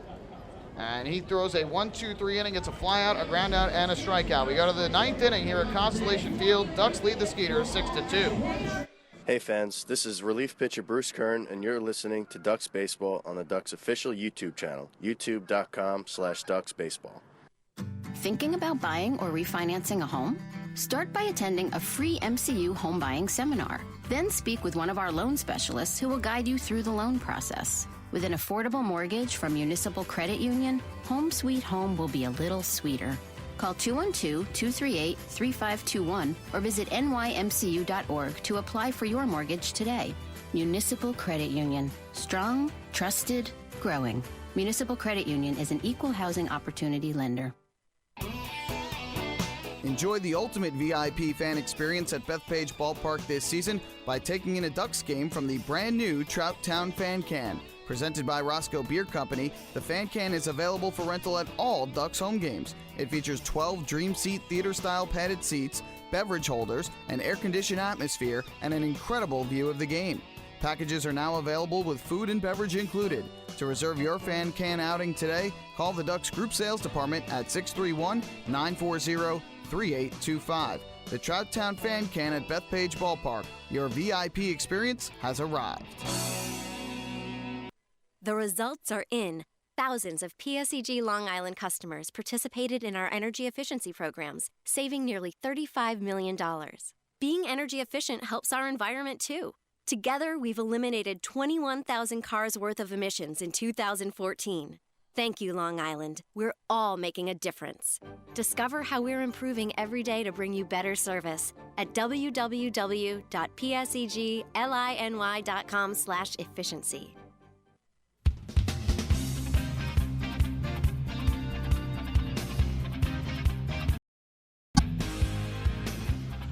We go to the 9th here at Constellation Field in Sugar Land, Texas. Game 2 of a 4-game series between these two teams, and the Ducks have a 6-2 lead. 6 runs, 11 hits, no errors for the Ducks. 2 runs, 4 hits, and 5 errors for the Skeeters, who have played an ugly game defensively here tonight. The Ducks have taken advantage on 3 of the 5 errors to score runs. Here is Brian Sabatella to lead off against the former Bluefish right-hander Tim Gustafson. And Gustafson will face Sabatella along with Blank and Griffin here in the inning, with the Ducks trying to extend and get some insurance runs here in the inning. Gustafson has pitched in 4 games so far for the Skeeters. As the first pitch is Sabatella taken up high for ball 1. 0-1 with a 5.40 ERA in those 4 games. 2 runs on 5 hits and 3 1/3 innings. Has walked 2 and struck out 1. The 1-0 is downstairs for a ball, and the count goes to 2-0 on Sabatella, who lifted a sac fly to right his last time up in the 7th. A nice diving catch by Kevin Russo, but was able to allow Lyons to come home and score. And here he grounds one towards second slowly, charging in Osuna. Fields throws to first and gets Sabatella by a step for the first out of the 9th inning. So 1 away, and that will bring up the catcher, Mike Blank. Gustafson earlier this year pitched in, or I should say last year, pitched out of the bullpen for the Bluefish. 57 games, was 2-5 with a 2.39 ERA, 6 saves, and had 71 strikeouts in 64 innings. Started this year with the Bluefish as well. I believe he was a player coach, helping out as their pitching coach as well. First pitch missed for ball 1 to Mike Blank, who is over 3 with a walk and a run scored in the game. And here he takes a strike on the outside corner. Earlier this year with the Bluefish, 0-5 record with an ERA of 8 in 30 games out of the bullpen. And here a swing and a miss on a breaking ball down and away, and the count goes to 1-2. Had 3 saves, 1 start in there as well. 27 innings, gave up 36 hits, 25 runs, 24 of them earned. Walked 20 and struck out 25. So not good numbers there for Gustafson. And here Blank fouls one off to stay alive, keeps the count at 1-2. Another hot, humid night here in Texas. Ducks have a chance to pick up a game on the Bluefish and a game on the Somerset Patriots, who both lost earlier today. Patriots lost earlier today. The Bluefish lost this evening. Now it'll be a 1-2 to Blank, and he'll take a fastball up high. And the count goes to 2-2. Looks like the Ducks have 2 pitchers in the bullpen. Righty Frank DeGiulio Jr. appears to be warming. And lefty, I think Patrick Kreider seems to be warming up. It's either Kreider or Romero, cannot tell. Might be Romero. Here Blank rips a liner to short. Nice leaping grab by Amadeus Azueta. And Blank denied his first hit of the night, and that's the second out of the inning. So 2 down and the base is empty. Second line drive of the game caught by Zazueta. With 2 outs, that will leave it up to John Griffin. Again, not a save situation for the Ducks with their lead of at least 4 going into the inning. Into the bottom of the 9th inning. First pitch to Griffin, swung on and grounded, weakly here to second. Osuna will field his throw to first in time. And a 1-2-3 inning in the top of the 9th for Tim Gustafson as he retires the Ducks in order. We'll head to the bottom of the 9th. Ducks will try and close out the victory as they lead it 6-2 over the Skeeters. Hi, this is manager Kevin Byers, and you're listening to Ducks Baseball on the Ducks official YouTube channel, youtube.com/baseball. James Simmons is going back. He is looking up, and on Park in the Park Night, that one is gone and reaches a kennel in Central Islip. That was another home run for the Ducks. And Duck fans, what's more fun than a home run that helps the Ducks win a game? How about a homer that helps the community win? Chappie's Funeral Home and the Long Island Ducks have once again teamed up for the Chappie's Home Run Challenge. If the Ducks hit 100 homers this season, Chappie's Funeral Home will donate $5,000 to the Quackerjack Foundation. So every time a Ducks hitter goes deep this season, watch for the Chappie's Challenge home run count on the scoreboard. And if we reach 100, we're all a winner. Chappie's Funeral Home. Others is a family tradition. The Long Island Ducks? Well, now you can get even more inside info on your favorite hometown team through Facebook and Twitter. The Ducks are constantly updating fans through social media. transactions, ballpark promotions, and much more. You can even win great prizes. All you'll need to do is make a free account on Facebook and Twitter, and then visit us at facebook.com/LIDucks and twitter.com/LIDucks. Think you're Long Island's biggest Ducks fan? Get connected now. Family fun every time. Beautiful evening for baseball. Big action every time. He reaches up, it's gone! Great value every time. And the Ducks have won it 7-1. The Ducks schedule is loaded with new promotions this season, and with an average ticket price of just $10 and free parking, there is no better value on Long Island. For game times and tickets, visit liducks.com. Long Island Ducks baseball. Good times every time.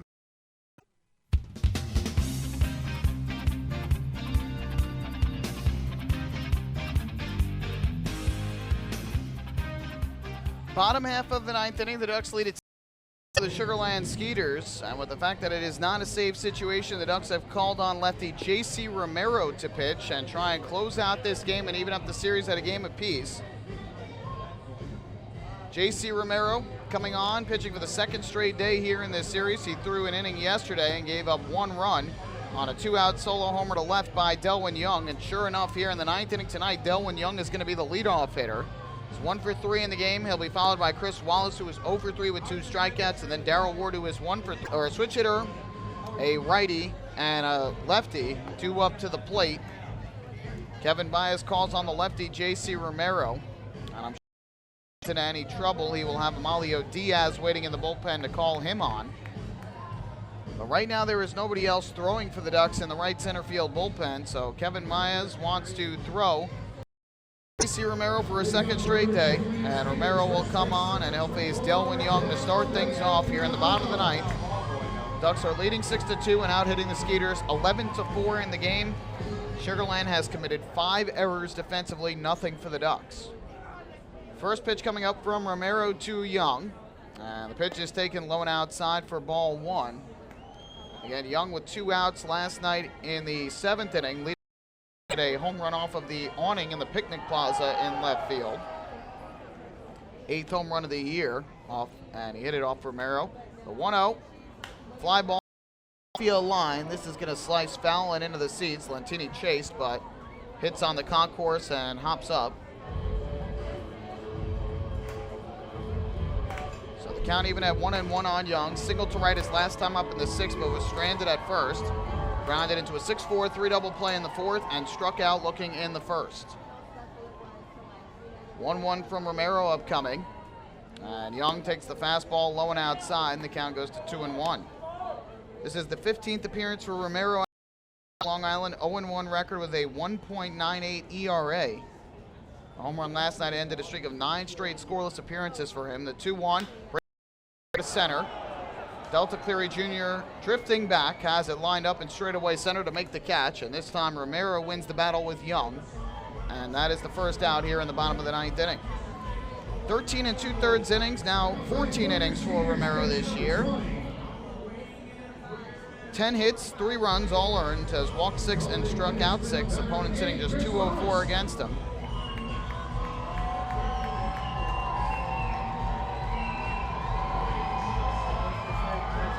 So 1 away, and now Chris Wallace stepping up to the plate, the catcher and cleanup hitter, 0 for 3 with 2 strikeouts tonight. First pitch from and Wallace rips one on the ground back towards the middle. It's going to get through base hit out of the reach of Carlos Hughes.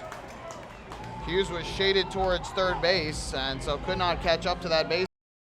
So Wallace has his first hit of the game, a 1-out single, just the 5th hit for the Skeeters tonight. 1 on and 1 out, up to the plate will step Darrell Ward.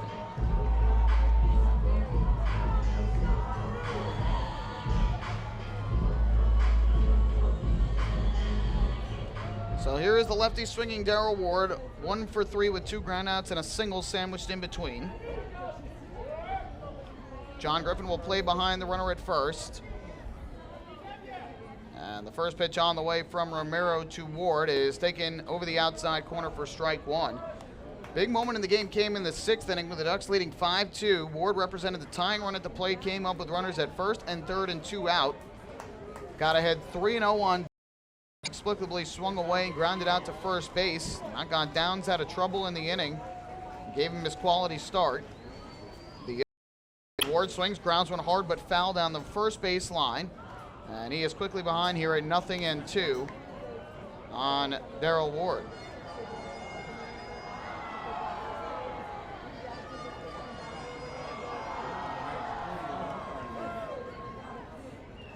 So Romero ahead 0-2 in this lefty-lefty matchup. Kevin Russo waiting on deck for Sugarland. Quayle playing near the bag at third base despite the lefty hitter at the plate. No doubles defense. And the 0-2 on the way is swung on and grounded towards the right. Second baseman Puckett fields. He throws to Romero, covering in time for the out. Good job by Romero to get over there and cover since Griffin had gone after the ball as well. Puckett picked up the baseball, looked to first, realized nobody was there because Griffin had gone after the ball. And Romero, who falls to the third base side of the mound, was able to get over there in time and complete the putout. So Ward now 1 for 4, 2 down, a runner at second for Sugarland, who is down to their final out of the game. And up to the plate steps the right fielder Kevin Russo, who is 0 for 3 with a run scored tonight. Romero comes set on the mound, and his first pitch on the way to the righty swinging Russo is taken over the outside corner, a fastball for strike one. Russo a ground out to first base in the second inning, grounded into a 6-4 fielder's choice in the fifth, later scored on a wild pitch by Downs, and in the seventh a ground out to third. Romero comes set is 0-1, and Russo takes a breaking ball up and outside, even the count at a ball and a strike.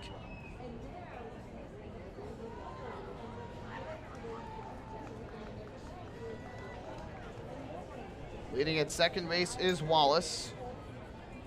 Former big leaguer Romero set the 1-1.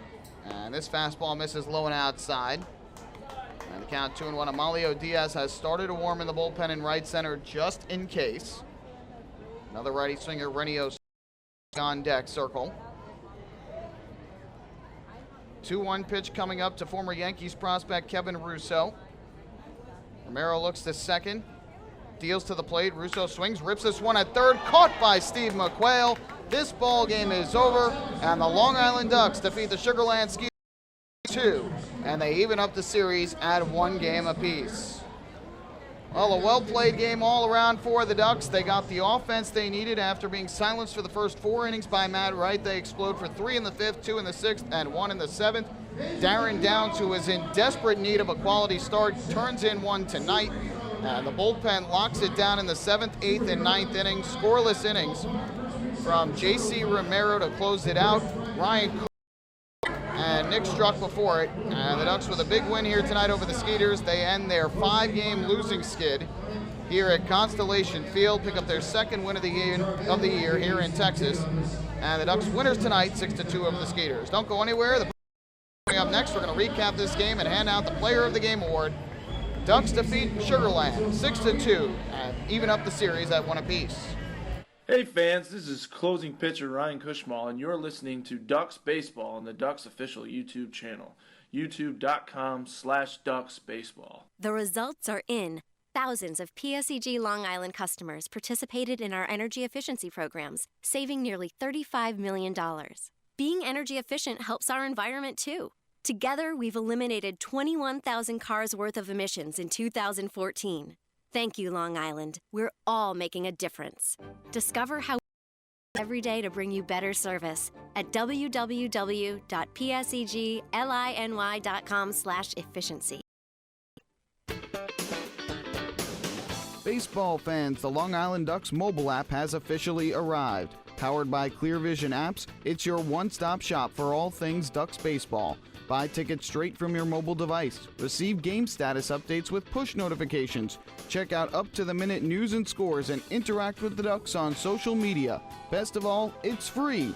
Download the Ducks mobile app today by visiting the App Store on your Apple-powered device or Google Play on your Android-powered device. The Long Island Ducks mobile app, with you wherever you flock to.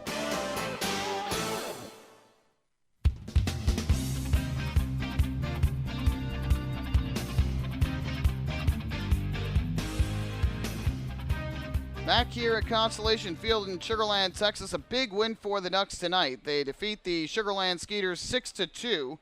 to even up this series at 1 game apiece, and in the process pick up a game in the standings on both the first-place Bridgeport Bluefish. They are now just 5 games in back of Bridgeport, and they also pick up a game on the Somerset Patriots, who lost earlier today. A feel-good win for the Ducks, who were in desperate need of a quality start from Darren Downs. They got exactly that, and they were also in need of some big offense here in Texas, where they've really been struggling offensively this season. And they come up with 6 runs on 11 hits. They defeat the Skeeters 6-2 and even up the series at a game apiece. Let's recap this game first here on the post-game show.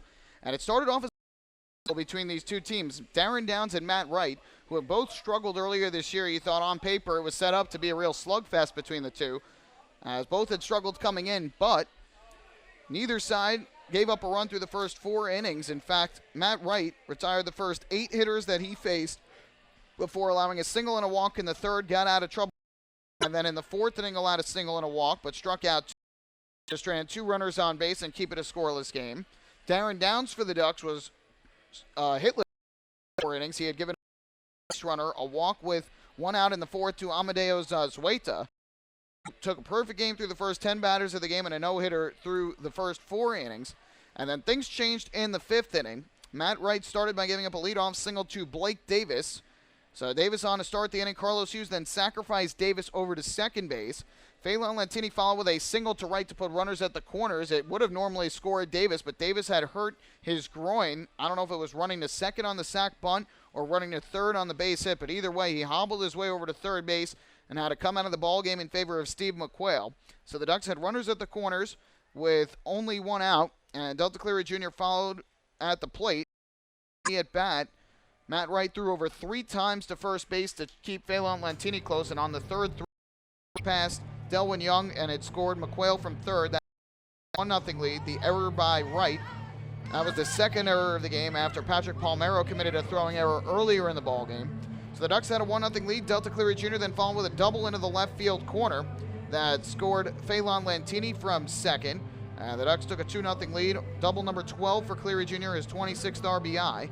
Cleary Jr. was at second. Dan Lyons then reached on an infield single to third. And Cleary Jr. had to stay put. It was a diving stop by the third baseman, Patrick Palmero, but could not get the out at first in time. And so first and second with 1 out for the Ducks. And on with Cody Puckett at the plate, Lyons and Cleary Jr. pulled off a double steal. Chris Wallace tried to throw down to second to get Lyons, and his throw skipped into center field. And on the throw into center, Cleary Jr. scored. Third error of the game for the Skeeters, and the 0-0 lead after 5 innings as Puckett line is short and Sabatella grounded to short to end the inning. Sugarland, though, came back in the bottom of the 5th inning after Downs struck out Wallace to start the inning, gave up a single to right center to Darrell Ward to break up the no-hit bid. Kevin Russo then grounded into a 6-4 fielder's choice. Things seemed fairly tame with a runner at first and 2 out, but then Rennie Osuna singled to right to put runners at first and second. Patrick Palmero drew a walk to load the bases, and then with Denny Almonte at the plate, Darren Downs threw 2 breaking balls into the dirt. Both skipped past the catcher Mike Blank, and on 2 wild pitches, Kevin Russo and Rennie Osuna scored, and that made it a 3-2 game. Downs, though, was fortunately able to strike out Almonte to end the threat and keep the tying run at third base. So the Ducks saw their 3-run lead close to 1.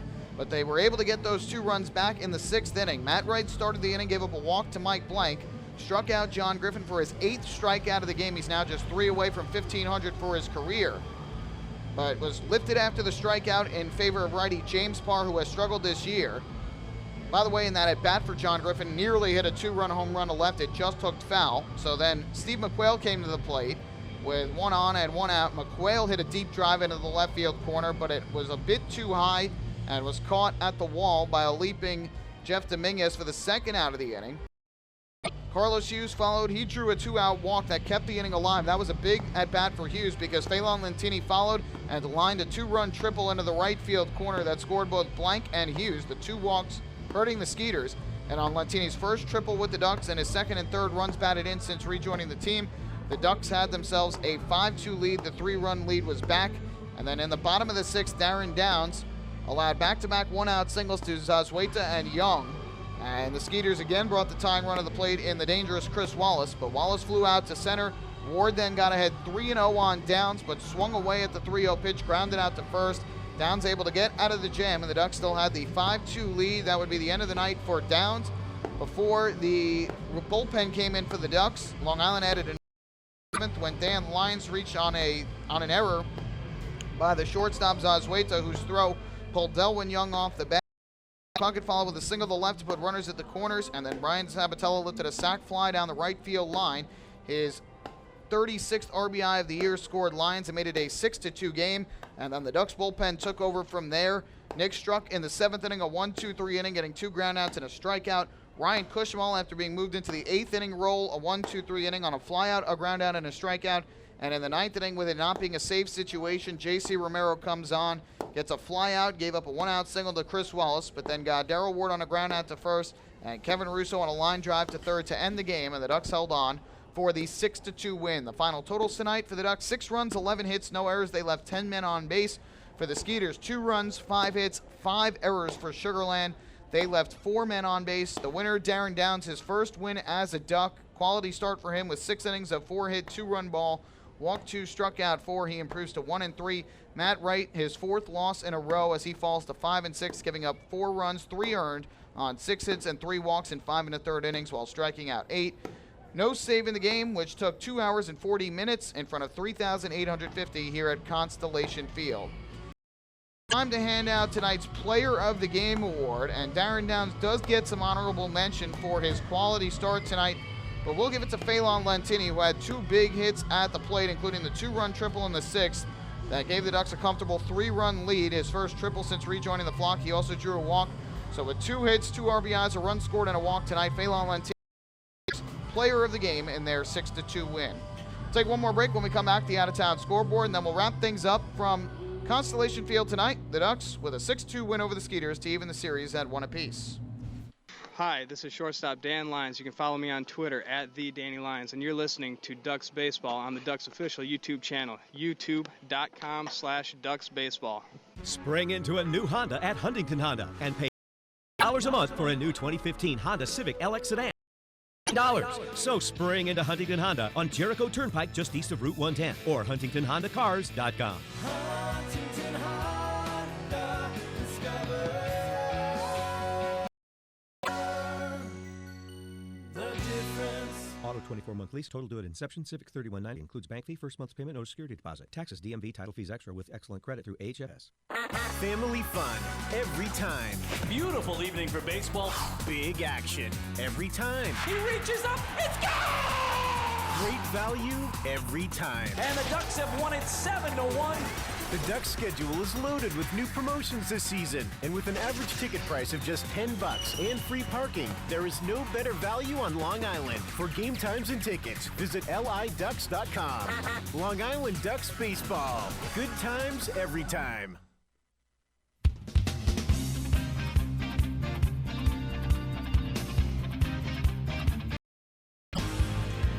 Back at Constellation Field, the Ducks winners tonight by a final count of 6-2 over the Sugarland Skeeters. In the second game of the 4-game set, they even up this series at a game apiece, and most importantly, in a way for them, they end the 5-game losing streak here in Texas and even up the season series with the Skeeters at 7 apiece.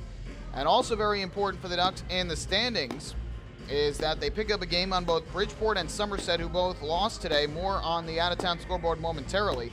But the Ducks with their win improved to 11-15 in the second half. They're now 5 behind Bridgeport and just 3 behind Somerset for second place in the division. And the Ducks now 57-39 over. As for the Skeeters, they fall to 11-15 in the second half, and with Lancaster winning, they drop back to 6 games behind the Stormers in third place in the Liberty Division standing, Freedom Division standings, and Sugarland is back to 2 games under 500 at 49. Let's take a look at the out-of-town scoreboard. Previously mentioned, the Camden River Sharks 8-4 winners today in 13 innings over the Somerset Patriots in a game where the Patriots suffered several injuries, including to Greg Hopkins and Johnny Tucker. So a tough day for the Somerset Patriots. The winner in relief was Michael Click, who improved to 4-1. The loser, John Hutton, who gave up 5 unearned runs and fell to 1-3. Somerset had to use a total of 9 pitchers in the game. Home runs in the game, Patty Matera for Camden, his 3rd of the year, and for the Patriots, Michael Burgess, his 8th, and Matt Camel, his 6th. And the River Sharks 8-4 win, and Camden is all of a sudden of late. They have now won 4 games in a row. As for the Barnstormers, they even up their series with Bridgeport with an 11-4 win over the Bluefish. The winning pitcher, Brian Morgado, improves to 3-5. Cameron Lowe was roughed up for 9 runs tonight, falls to 4-3. Brian Cavazos Galvez hit his 13th home run of the year for the Barnstormers, and Wallace for the Bluefish hit his first of the season. And so the Barnstormers with a big win as they defeat the Bluefish 11-4. And the Revolution tonight defeat the Southern Maryland Blue Crabs 9-1 at home. York flexing their muscles once again. Rami Lewis, the winner, improved to 8-7 with 7 innings of 1-run ball. The loser, Brian Burris, gave up 7 runs in 3 2/3. He falls to 5-7. And in the home run department, Casey Frawley hit his 7th of the year for Southern Maryland. Brandon Boggs hit his 8th for the Revolution. Yankees win their series over the Red Sox 2-1 by taking the finale 2-1 tonight at Yankee Stadium. Much needed good performance from CC Sabathia for the Yankees as he gets the win. And check that, he took a no decision actually, but he gave up 6 innings of 1-run ball, 3 hits, 3 walks, struck out 8. Justin Wilson pitched the 7th and got the win. He improved to 4-0. Eduardo Rodriguez, the loss, fell to 6-4 and his 24th year. Jacoby Ellsbury's solo home run in the bottom of the 7th, his 5th of the year, proved to be the difference. The other RBIs coming from Alex Rodriguez for the Yankees and Rusney Castillo for the Red Sox. This series is going to continue tomorrow night, another 7:05 start here in Texas, 8:05 if you're joining us back on Long Island. It'll be Superhero Night here at Constellation Field tomorrow. And the Ducks will be sending out right-hander John Brownell in a matchup of former teammates. Brownell on the year is 7-3 for the Ducks with a 3.19 ERA. So he will get the start for Long Island. He'll be opposed by righty Derek Blacksher, who joined the Ducks late in 2013, was part of their championship roster when they defeated the Somerset Patriots in the championship series. And he has pitched very well for the Skeeters this year. 4-2 record with a 2.18 ERA. He has spent some time in the bullpen, has since moved to the starting rotation, and has pitched very well for Sugarland.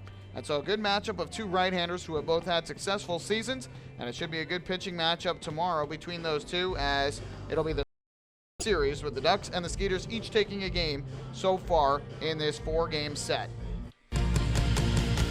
That'll wrap things up for us tonight here at Constellation Field in Sugarland, Texas. Once again, the final score. It was the Long Island Ducks 6 and the Sugarland Skeeters 2. We invite you to join us for our next Ducks broadcast, which will be tomorrow night when the Ducks and the Skeeters play game number 3 of this 4-game series. Pregame show is going to begin at 6:50 local time here in Texas, 7:50 if you're joining us back on Long Island. And the first pitch will take place at 7:05 here in Texas, 8:05 if you're joining us back on Long Island. And you can follow on the Ducks flagship radio station, 103.9 FM LI News Radio, and online at linewsradio.com. My name is Michael Pollack. Thank you so much for spending your Thursday night with me. I hope you enjoyed the broadcast. Victory. Have a great rest of your Thursday night, and we'll do it all over again on Friday night here in Sugarland. Good night and so long from the Lone Star State.